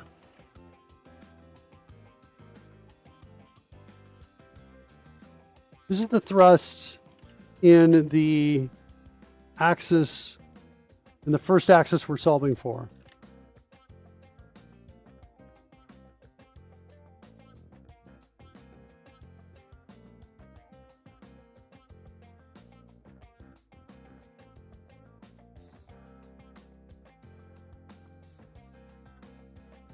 That's the thrust in the axis we're solving for. The other thrust, I think we're not going to worry about the other thrust.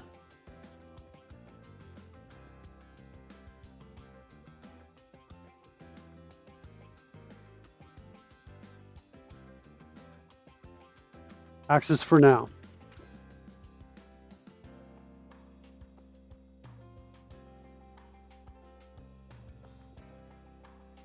No goal line says thrust infinity. No, you only get to 9.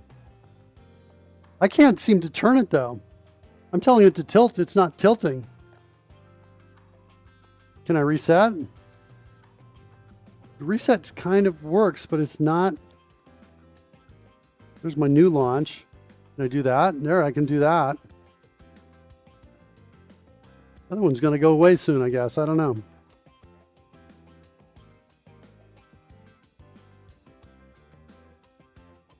Hey, Golang, welcome. Okay.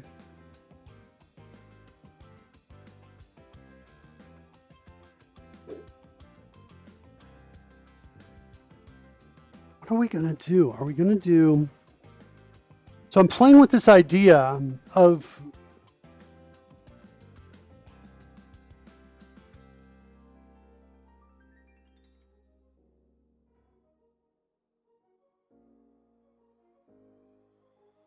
I'm playing with the idea of creating 2 variables that are essentially horizontal thrust needed or vertical thrust needed.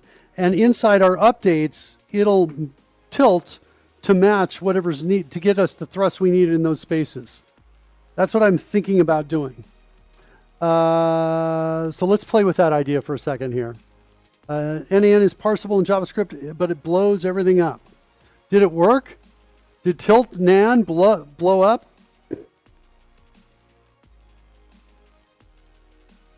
Let's try it.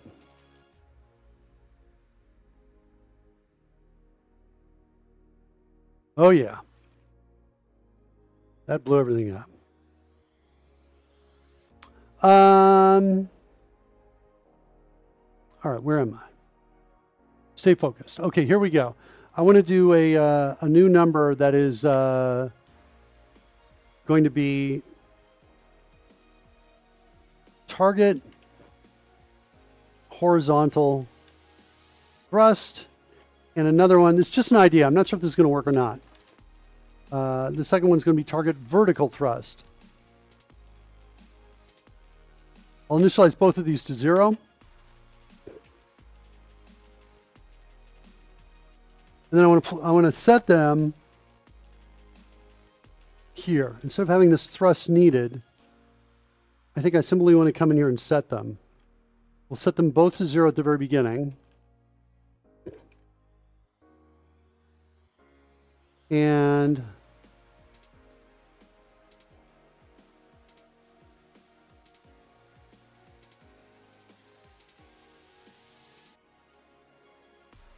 like that. And down here, we're going to set each one depending on what we want. So targeting the x-axis, we're going to say target horizontal thrust is equal to get approach thrust. We do that there. And then down below, oops.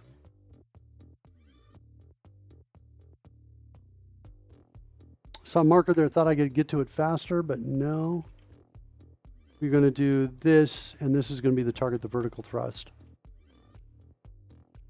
Bunny Gorilla says infinity is also parsable, but I don't think it has the same effect because you can do math with infinity, and you just always get infinity. Okay. All right, we'll defend against that. We'll add some code to defend against that. Vertical thrust is there. Okay. Next. We need to calculate the time that it'll take to cross the axis. We need to cut that into a fraction so that we can start our braking in that time period. We need to do that. Edmund says, it feels like we should always be considering gravity, and targeting just one direction or the other does not. We will always consider gravity. We're going to get there. We're almost there. It's in another method. But I want to get this in the method that knows about gravity and knows about tilting. I want one of these two to be non-zero, and then we're going to act on those. So we will consider those. This has been done. And we're not going to worry about the other axis for now. So we're essentially prioritizing one, not the other.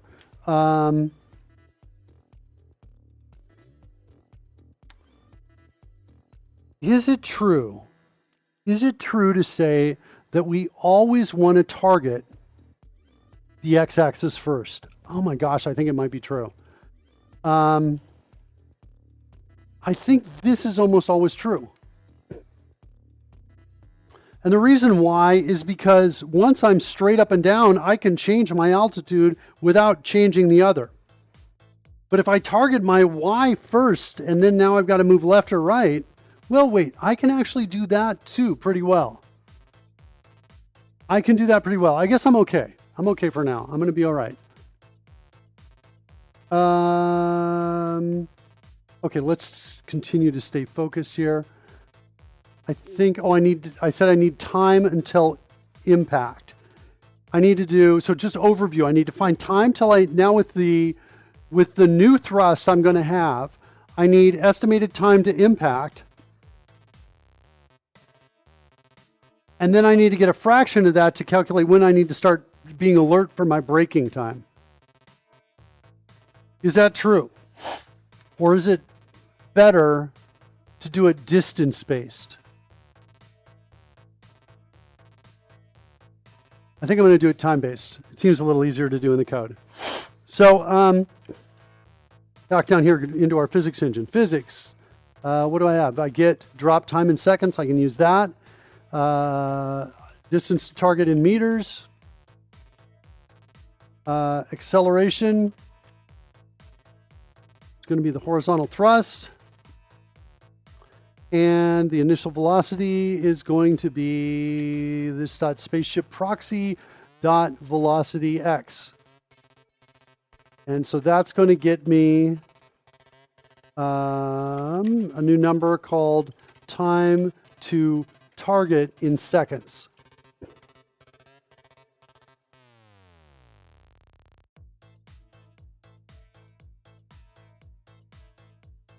I'm worried about cases where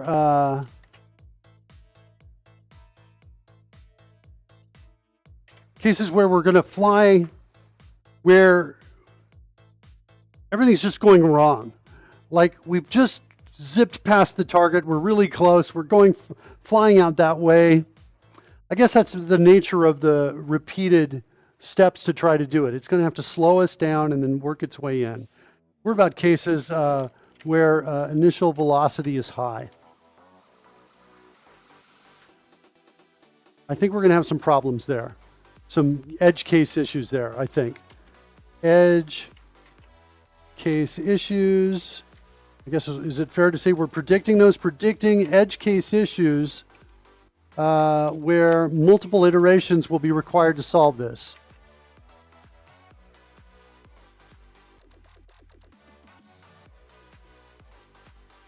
Okay.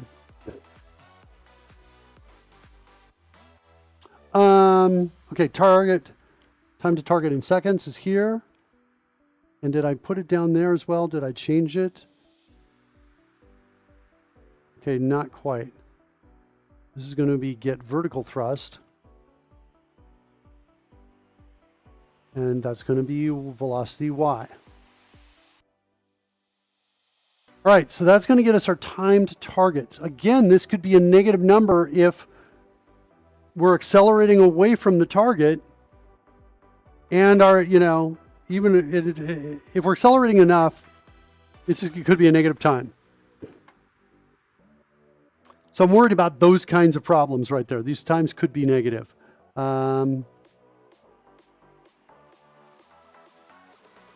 Let's at least log that.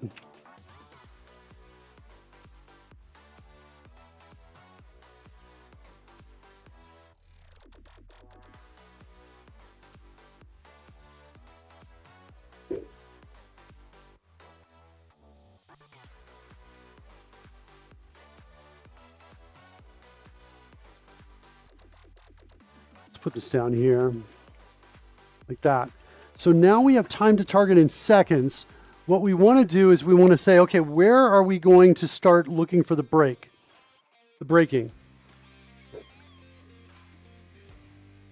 How about an optimal x velocity that is a function of distance to target with an upper bound? As you get closer, we'll need to slow down, causing the ship to rotate back. I think I have something like that, potentially. I come in here with a nominal travel speed here, and I've got it at 2 meters per second.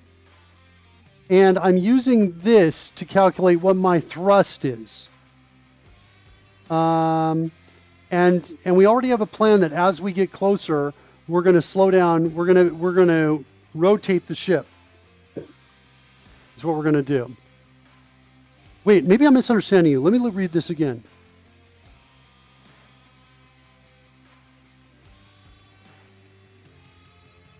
Oh, I did misunderstand you. I think this is an actually very creative way to solve this problem.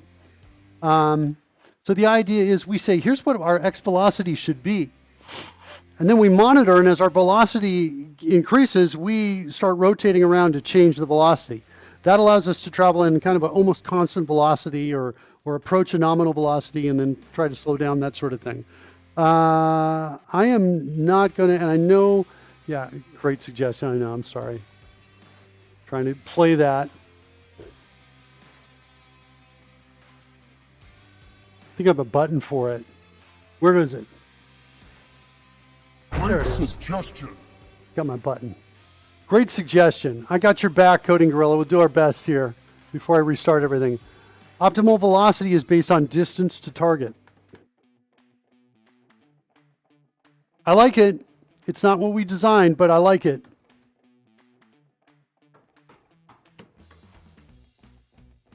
I like it. I think it's valid. I think it's potentially simpler than the approach we're going with.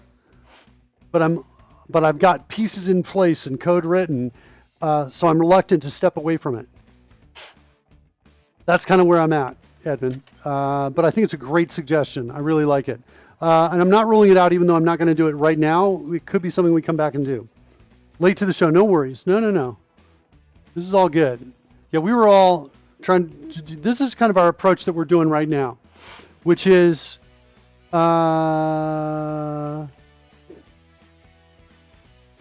miss one piece out here. It looks like I copied it. Calculate thrust to get there. So this is what we're doing right now.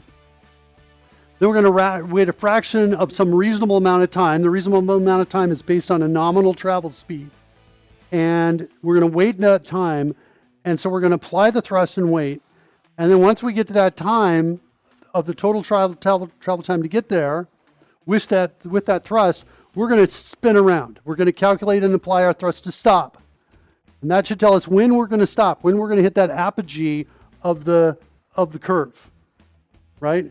And then when we're going to wait, and then we're going to essentially maintain altitude and shut down horizontal movement. Or movement in this direction.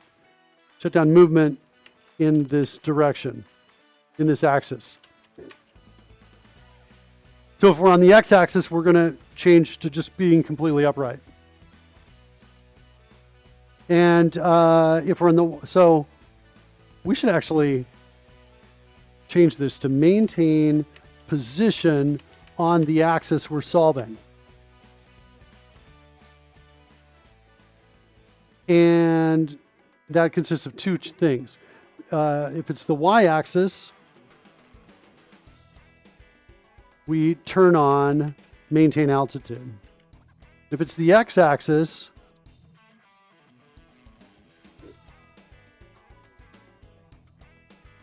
we rotate to 0 degrees.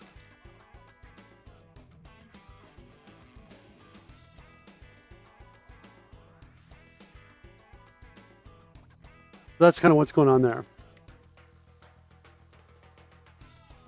Then we check our velocities to see if we're close to 0 on the axis we're trying to solve. Is the velocity on the axis we're trying to solve less than some really small threshold? If it is, we exit this loop and maybe artificially set velocity on this axis to 0. Maybe. I'm actually okay if there's a little drift. I'm really not that worried about it. Then we go out and we solve for the next closest one, and then we enter the loop again, repeating. So that's kind of the idea. We calculate and apply thrust to get there, calculate and apply thrust to stop, wait, make sure we're stopped. If not, we keep repeating the loop.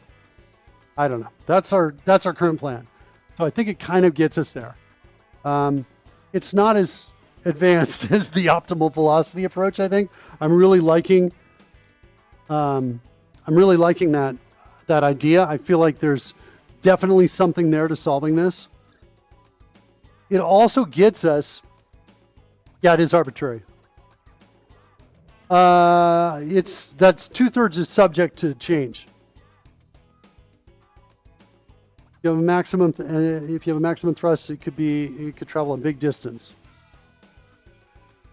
Yeah.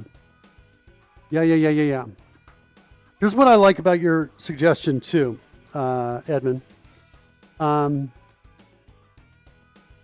It makes it so that we can solve on one axis for sure, and at least partially solve on a second axis. That's what's interesting about this solution. It kind of gets us closer to our version 2 that we were talking about at the beginning, because our current approach is solve one axis and then solve the second axis. And your approach allows us to basically say, okay, here's our nominal velocities.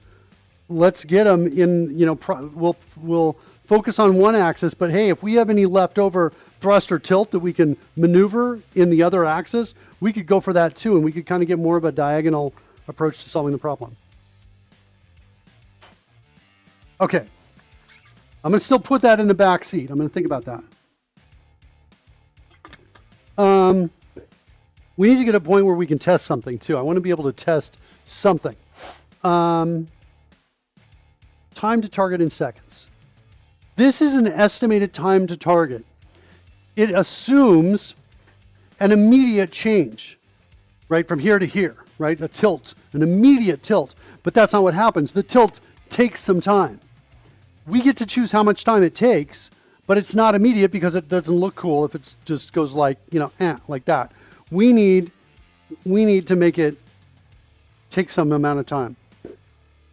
So the time to target in seconds is likely to be an underestimate if we are not tilted in the right way.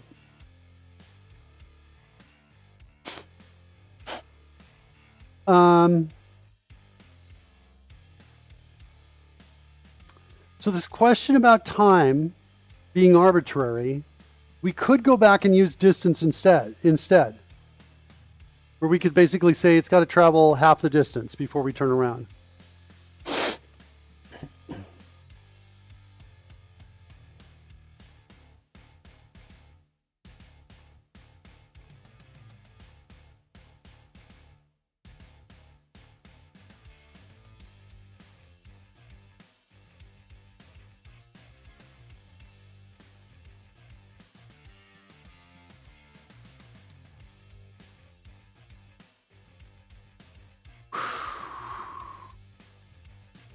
I think I'm going to want to console log these.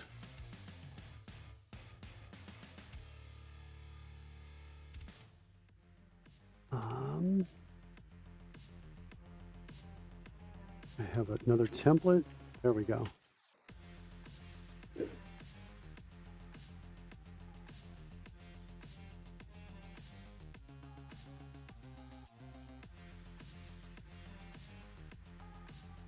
All right, I want to get something running here. What can we do here? We have our target vertical thrust, our target horizontal thrust. We've entered here, calculate approach thrust. Is we're here. Once we've done that calculation, we need to advance to the next state. We're going to say continuous targeting state is equal to apply approach thrust, which means we're basically just waiting. We're not doing anything. And we need to decide how much time we're going to wait. And so what we're going to do is we'll say this dot, what is the variable name we're using here that tells us next course correction, what we're using. This dot next course correction is equal to time to target in seconds. Let's divide it by 2. Let's multiply it by 1,000. Get to milliseconds. And then let's also add now dot milliseconds to it. So it's our current time plus the target time in seconds divided by 2. So that's our next course correction. That's when we're going to start braking. Until then, we're applying the approach thrust. And I think that's it. We're out of here. Okay? Let's go back up and look at our state machine.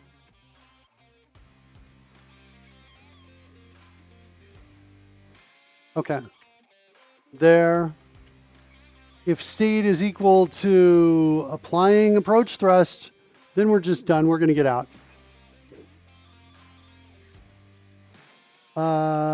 Then, wait, no, we're not going to get on. Because here's what happens. Once we set the next course correction, we don't even get down here. So now what happens is if we're applying approach thrust, oh, we need to do this too. We need to get out of here. This is going to be this and a return.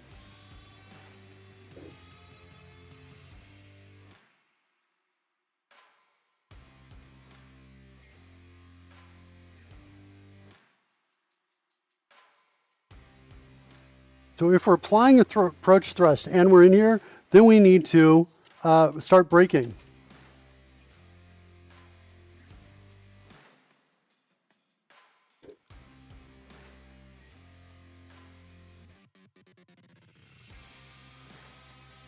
All right, so let's go into start braking.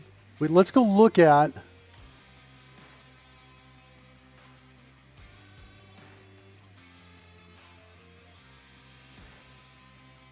I don't think we need this one. Let me get rid of that. Here we kind of need this.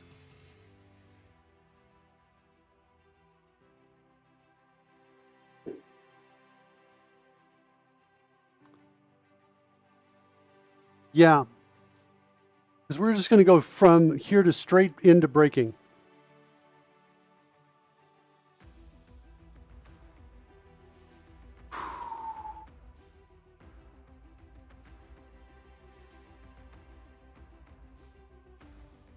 Morielis is now following. Thank you. Thanks for that follow. Why seconds times 1,000? I'm confused about what that property actually represents.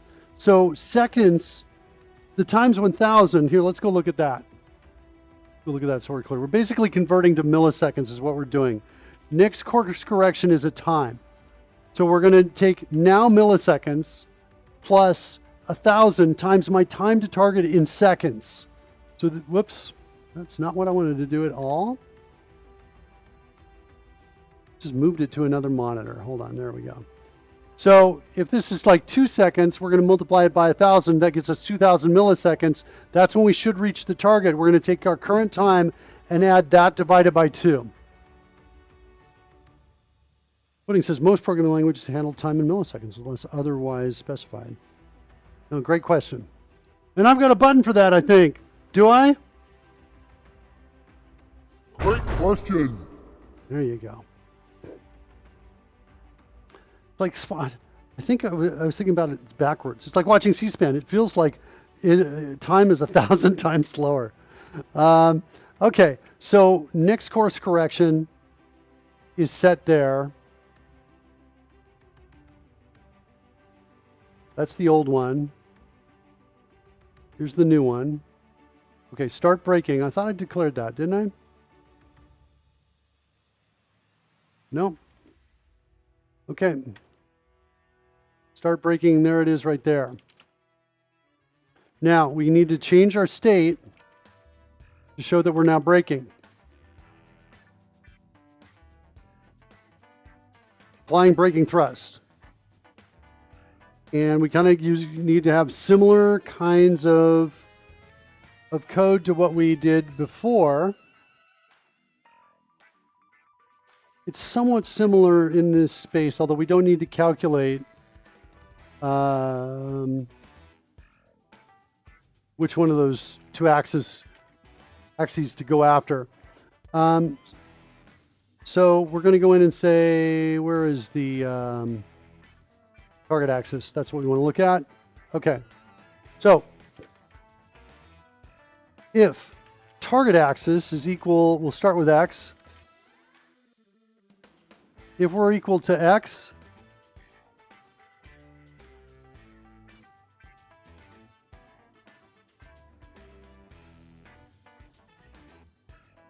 like that. All right, so if target axis is equal to x, we need to kind of figure out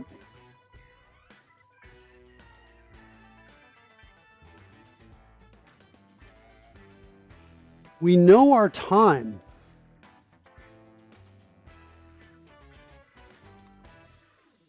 I think we're going to say, I'm going to create something called halfway time.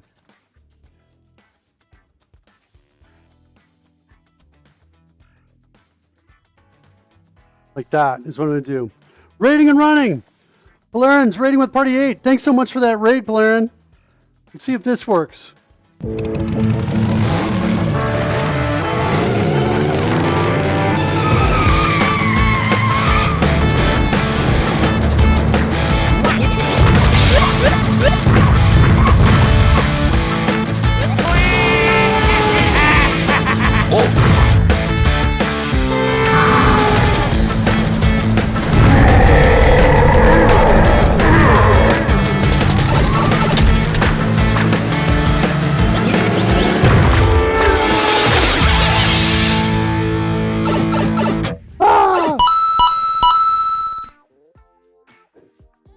All right.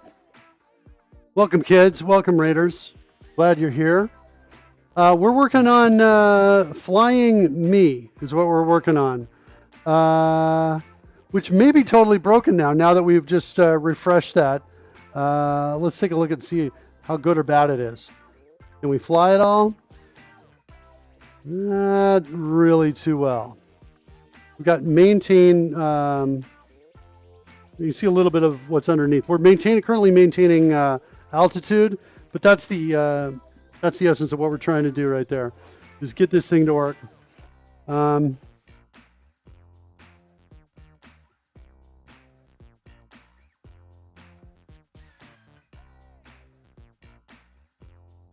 Yeah, it's kind of a mess right now. We're working on it.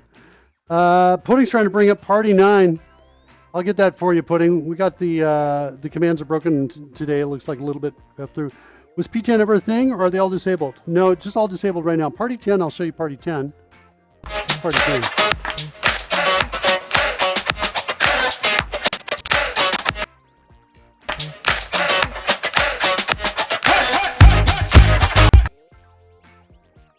Yeah. Machine's getting slow. Get a new machine coming up soon. We're going to build it here.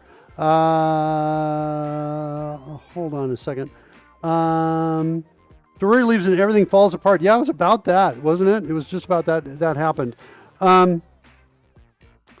Let's see what buttons I've got to give to you right here. Oh yeah, we're gonna resume this as soon as I get a part. Beast build 2022. These are the components we're putting in. We're gonna put together. We're building them. This is the guy that blocked us on the last time we started it. This is the cooling system. Our processor was so advanced and new, it didn't come with the mounting block for it, so I had to order that separately. So that's what's going on there. I've got a brand new document camera. Give you a preview of that too here. Let's bring the document camera here. The document camera is cool because you can get close-ups of the stuff that we're building. Let's see if I can bring that up here. How's that? And let's hit autofocus on this. You can see, take a look at this. Come on, autofocus. Why aren't you working autofocus?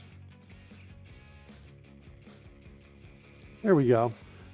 Get a nice close-up there. See the parts working, all of that. So we're going to be resuming that. Richard Campbell will be here with us, but we're not sure when. We got to get the mounting block for this. Yeah, it's a CPU cooler. It's a CPU cooler. Yeah, I know nothing about hardware. Well, you know. Anyway, that's it. So that's what's going on right now. We've got this warning sticker on the back. Don't peel off the label until you're ready to use it. We're waiting. We don't want dirt or anything on this. We want to get a good connection. But boy, look at the edges. It's starting to peel. Come on. Come on, Arctic Liquid Freezer 420, folks. Get us that part. Anyway, today I ordered the second part. I ordered it a second time. Because it hasn't come in. It's been about over a week since I ordered the other one. I'm like, come on, guys, you're only shipping it from Germany, and I'm in Spain. Let's make this whole thing work. Anyway, that's Beast Build. Look for it. I'll announce it on Twitter. Okay, halfway time. Let's go get the halfway time thing going. Let's turn that off up there, and let's look at the halfway time. Because what I'm thinking is, we need to know that halfway time, or no. Not quite halfway time. It's halfway because we're divided by 2, but I want another name for it, and I want to have a local variable here. So we'll call this our approach time is equal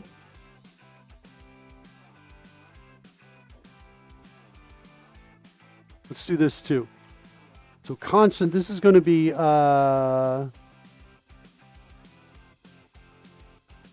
approach time milliseconds is equal to that.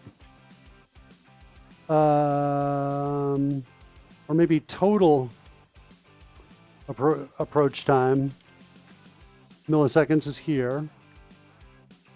This is like our thrust time right here. So we're going to say this divided by 2. And this is going to be called our break time right here. Saw that, Jetsam. Break time is going to be equal to our approach time in milliseconds minus our thrust time.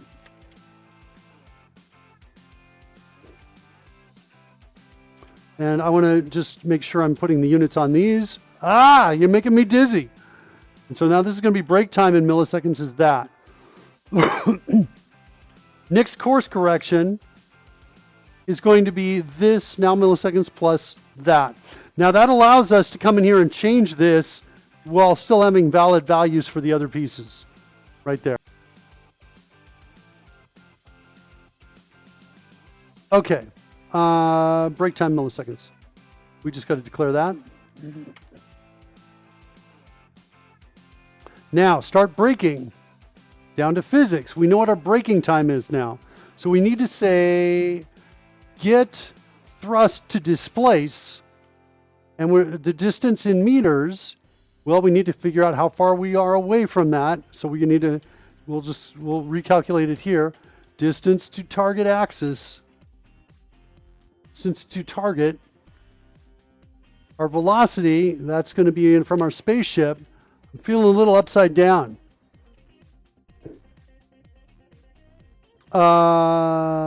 Spaceship proxy dot. Oh my gosh. Come on, Janiscu 7. Spaceship proxy dot velocity x and time in seconds.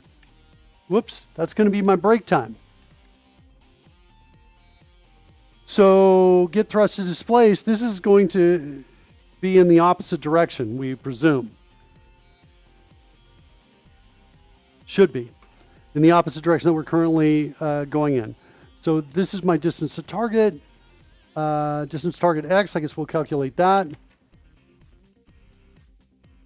Distance to target in pixels is equal, well, we got to get the spaceship center.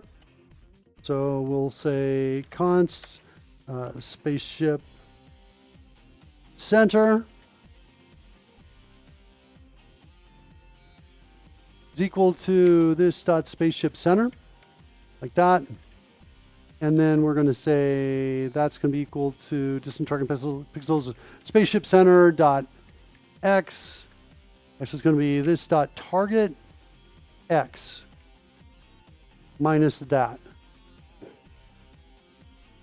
And then we're going to say distance to target in meters is equal to, go to the physics engine again, dot get, or no, pixels to meters. Exactly. And we're going to pass in distance to target in pixels, like that. Now we got distance to target in meters. There it is. This is going to get my thrust to displace. That's my braking thrust. And I think all we need to do, the tricky part will be taking a negative thrust and turning it into a left turn, and a positive thrust and turning it into a right turn. We'll have to figure that out. But we're going to come down here and we're going to say target horizontal thrust is going to equal this get thrust to displace. So the thrust to displace from 0, from one place to another,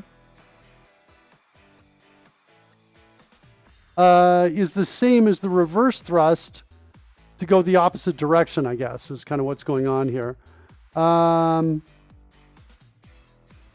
Should I make this a negative number?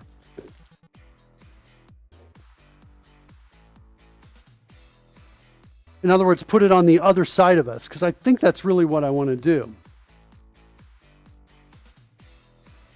I'm just not sure now anymore. I'm going to have to maybe flip the sign of this if it's wrong.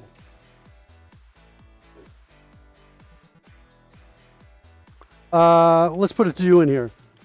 Flip the sign on distance to target in meters if we end up accelerating instead of braking.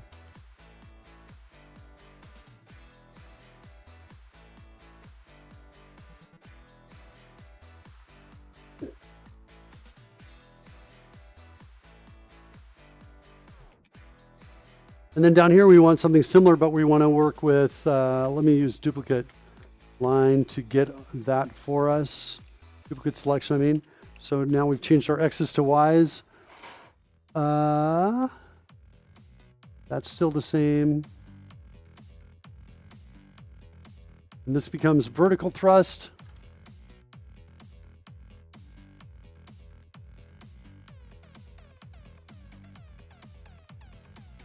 And velocity Y and brake time. Okay. We've done that, and now we've changed our state as well to apply braking thrust. So next,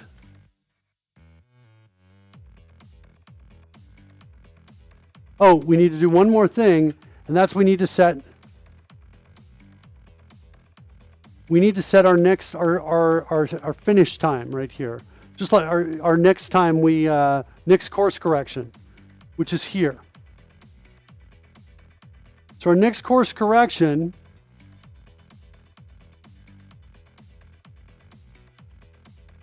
is going to be brake time milliseconds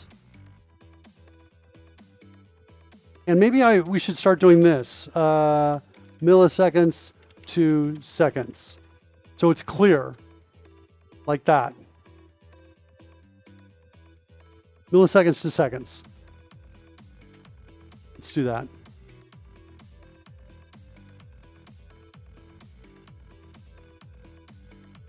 And milliseconds seconds is going to return time milliseconds divided by 1,000.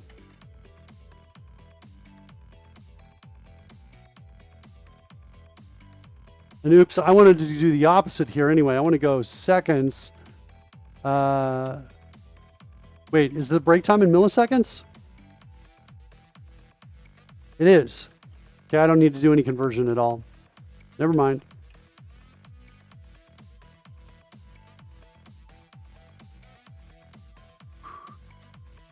This course correction is going to be now plus this in break time milliseconds.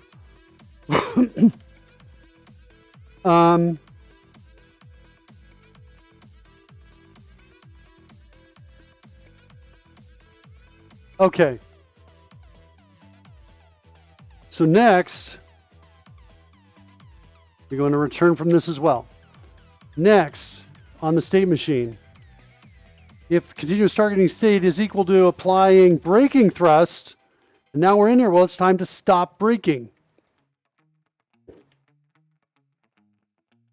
Stop braking.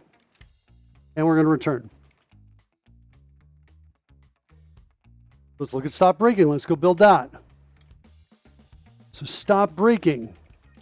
Well, depending on our axis, we need to do one of two things. One of these two things. We need to turn on maintain altitude switch, or we need to rotate to 0 degrees. I'm slightly worried about this switch because if we turn this on,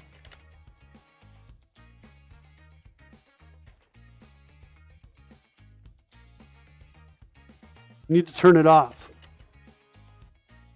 at the right time. And I think there are lots of ways to exit this state.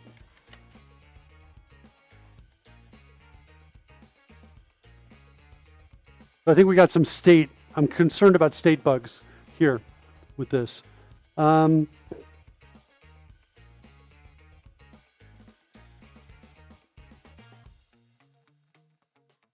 know, while I'm looking at this, let's go ahead and do the opposite of this.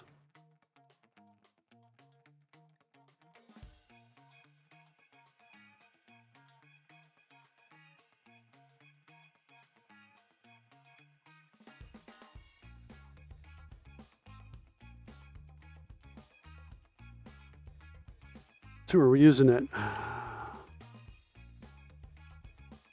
Okay.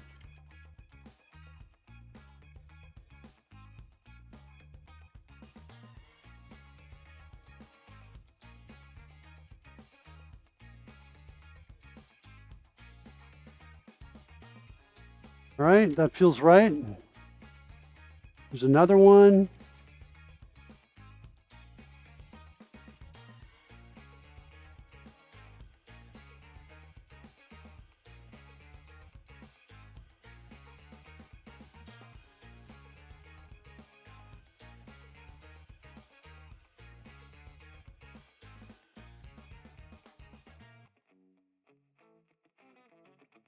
Yeah, it's better. Code's better to do it this way.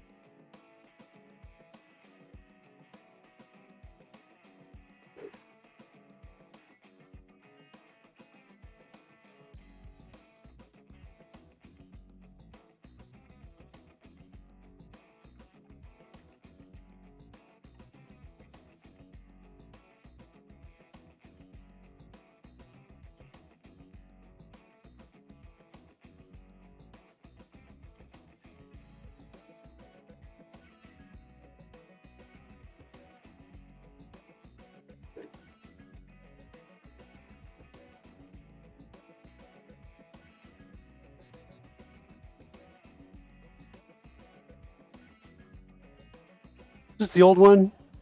I mean, yeah, this is the old code that we had. I think we'll likely be deleting this.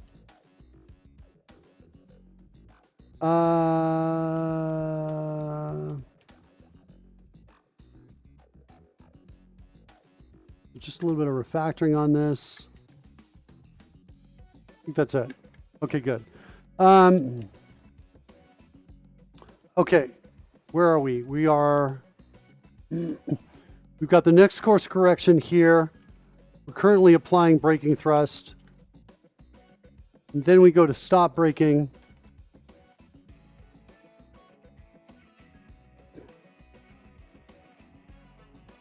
Stop braking.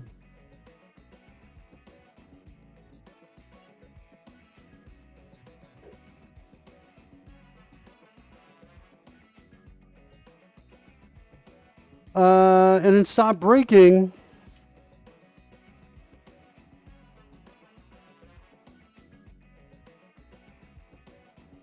I guess we'll go to 0. Well, I should really see what angle we're running at here. If this dot target axis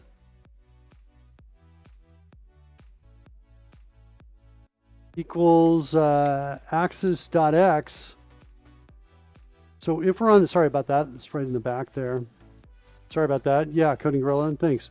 If this dot target axis is equal to target x, we're going left or right, then we're going to change, we're going to do an ease tilt.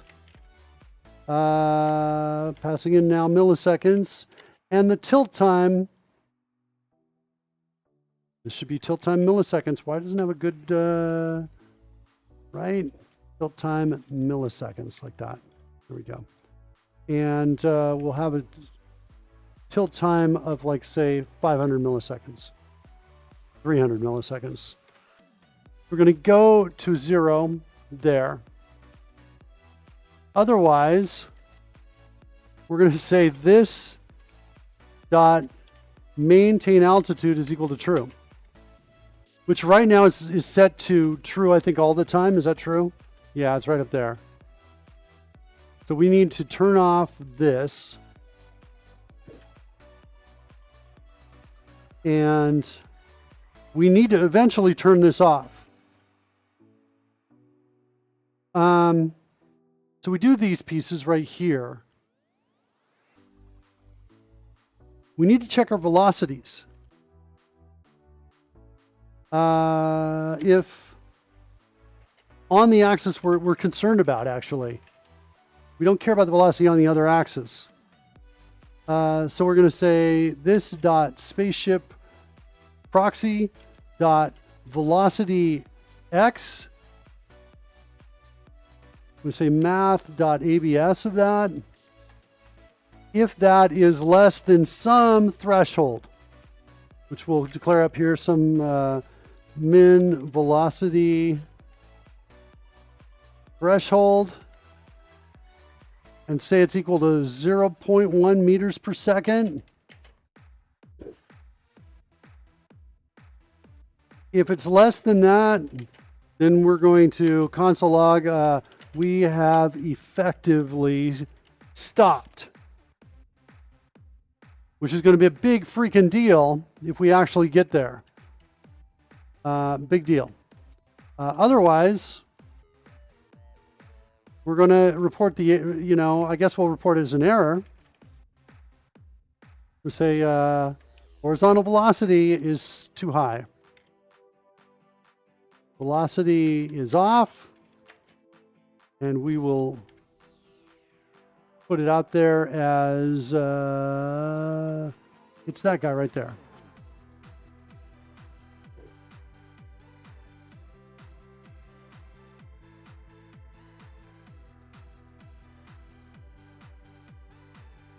Okay.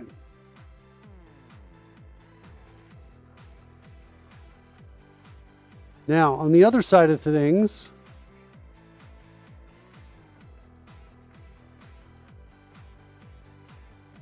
check the y velocity.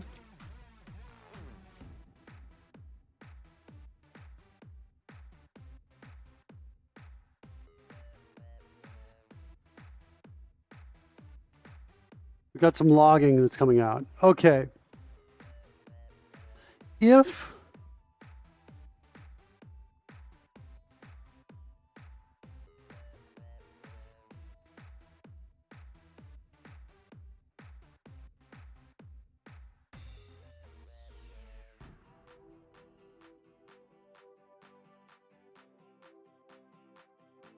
I think we end it there and we test. We try to test with this is what I think we try to do.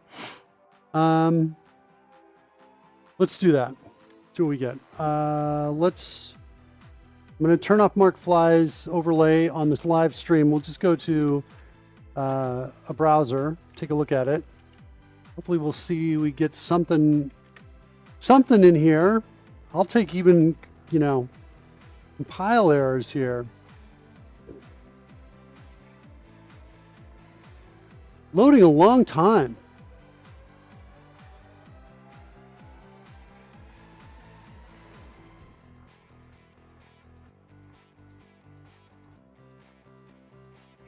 That doesn't look or feel good to me. Let's stop it a second.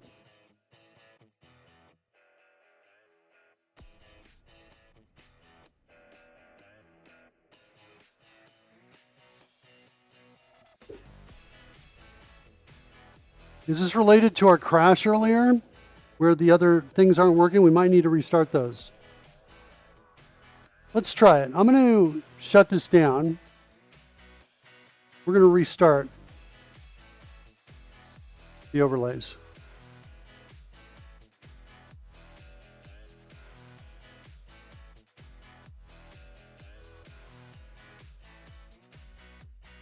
We were looking at Fred stats because it was on the old page and I was trying to get the other page loaded.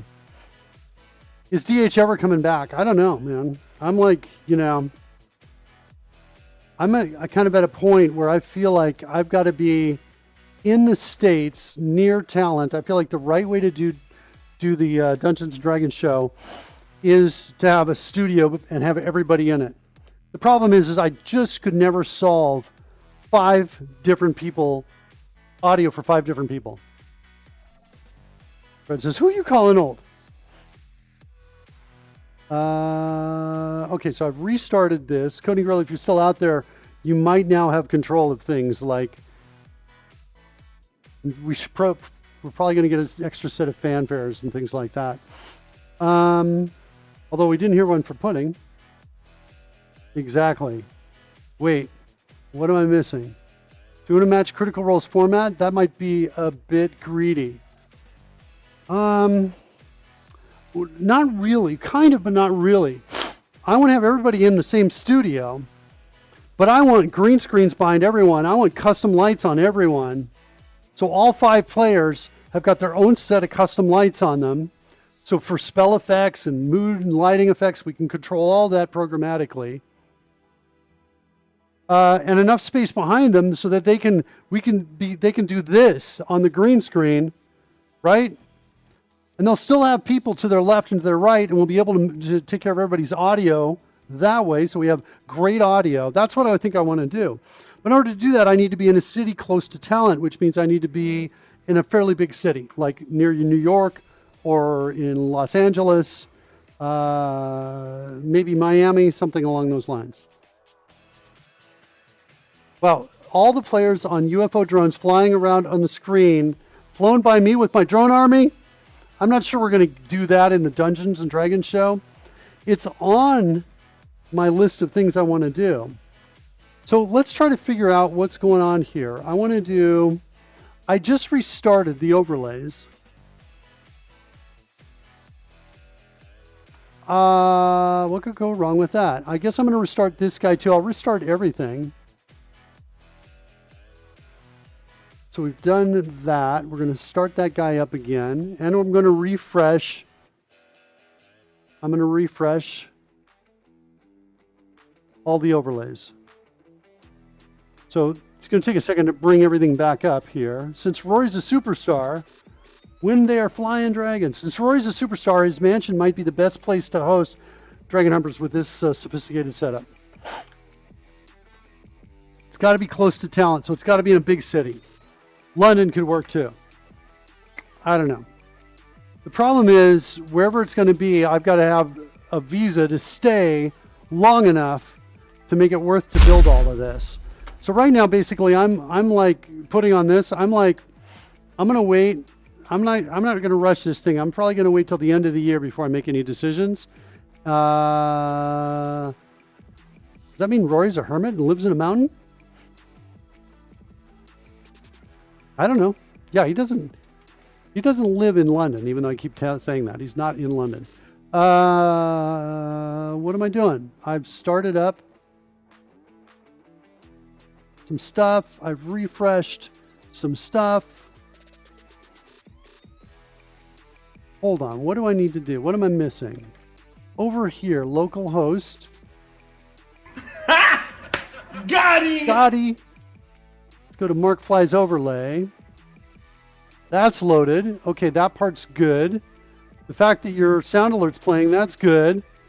I need to... Still waiting on something to come up. That's all right, we'll wait for that. I need to go... There's something else I'm forgetting. Oh, the drone game. We're going to refresh the drone game. That'll stop the music.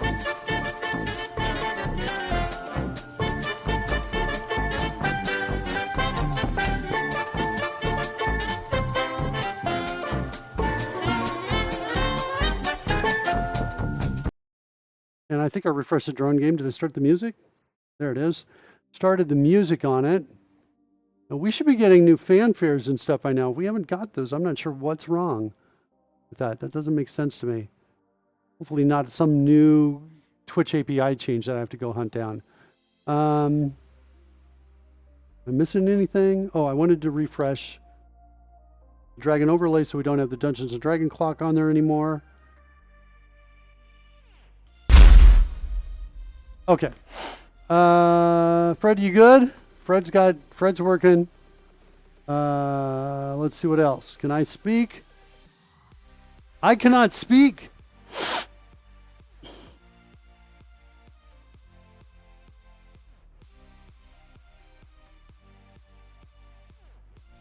Wow. So not everything is working. Drones working? Drones are working.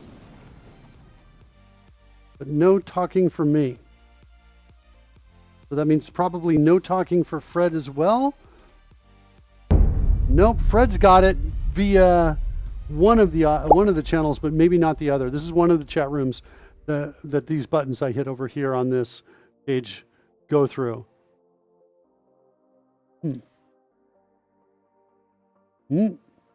I just hit the buttons again and they didn't make Fred say anything. Oh, there we go. Just delayed. Like really delayed. Okay. All right. So anyway, we're back over here. We're going to try it out over here in this space. I've turned off the maintain altitude switch. And so we should rise. We're not rising though. Do I need to... Oh, I just need to increase the thrust. Okay. So we're rising. Let's bring up the console and start seeing if anything is even close to working. Hit our target. Cannot read properties of undefined. I have a feeling it's because we're doing diagnostics based on the old targeting state. So we need to change that. That's why this is also blank over here. So we need to fix that. Let's go fix that diagnostics.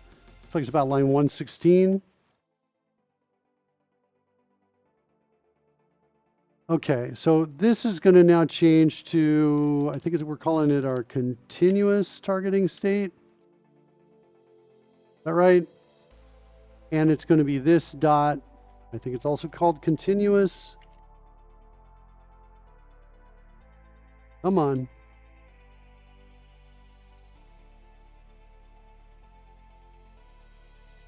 I think that's going to fix part of it.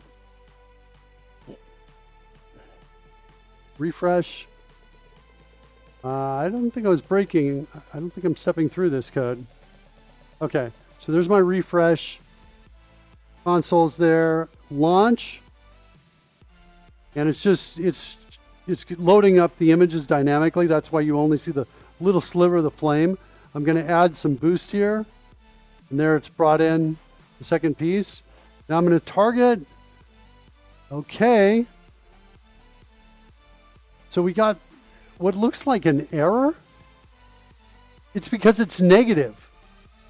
We got a negative time to target. And so we said, let's put an error out. That's what's going on there. And that's inside calculate approach thrust.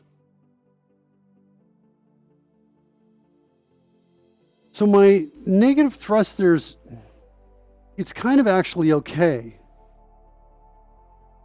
Because negative just means aim to the left. So I'm not going to report an error there anymore. I'm going to consider this actually a decent start. Drag this off to the other side. Let's go look at that. What line of code is that on? This looks about 800, 900. Jump to 900. We're going to the left. That just means we tilt left. Target time in seconds is less than 0.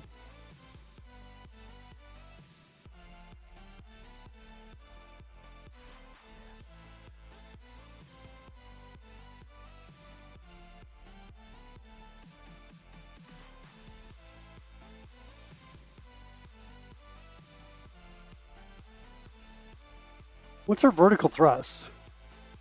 We need to let's put these out as well. Oh, we are already putting it out. Wait, let's go back and see. What did we get in the log? Horizontal thrust is a negative number. So it really starts with a negative number here.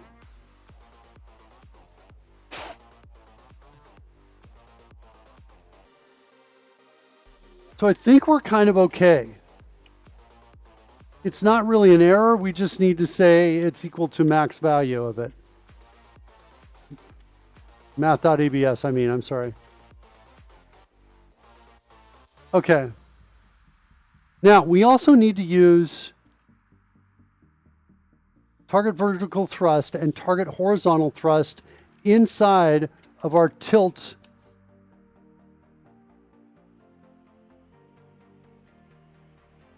update thrust from tilt.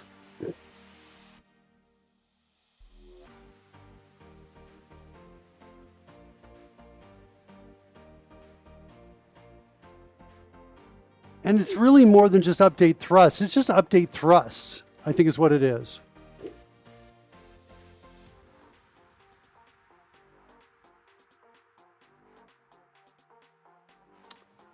And what we could do,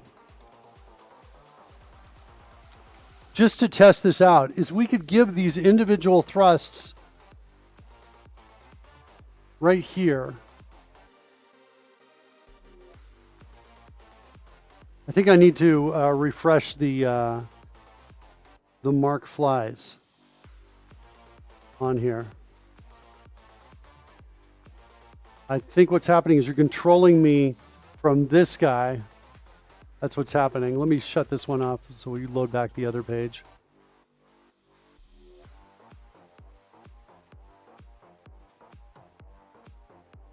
Okay, and I'm just looking at the time. I'm going to have to stop this. We've left off here, basically. So we need to use this and vertical thrust to calculate tilt. I think, no wait, is it calculating tilt?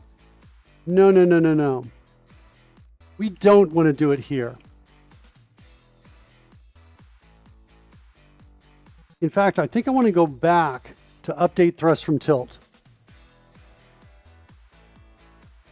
Let me just make a couple quick changes here, and we'll get a raid going and send you off to some other folks here. It's in my braking thrust, right? Stop braking. Or, no, it's before that. It's in when I'm it's either in start braking or in approach thrust. Both of these need a call outside of them, which is going to be this dot calculate tilt from thrust. Whoops. And I'll pass in now milliseconds. I don't think I'm going to need it, but just in case. I'll do it for the declaration of this. Calculate tilt from thrust. Nope. Control dot. And now here's where we want to do this. Calculate tilt. That's what we want. Okay, so we'll pick this up tomorrow. So that anytime we're applying thrust, we need to do that. So we're going to do that here and calculate approach thrust, and then we're going to do it here in our start braking. We'll throw that in there as well. Calculate tilt from thrust. With that, I'm going to get a rate going. Thanks so much, everybody, for helping us out today. I really appreciate that. You guys are awesome as usual. Send you over to Vape Juice Jordan. See ya. Bye, Pudding. Bye, Coding Gorilla. Thank you, guys. Here we go. Rating now.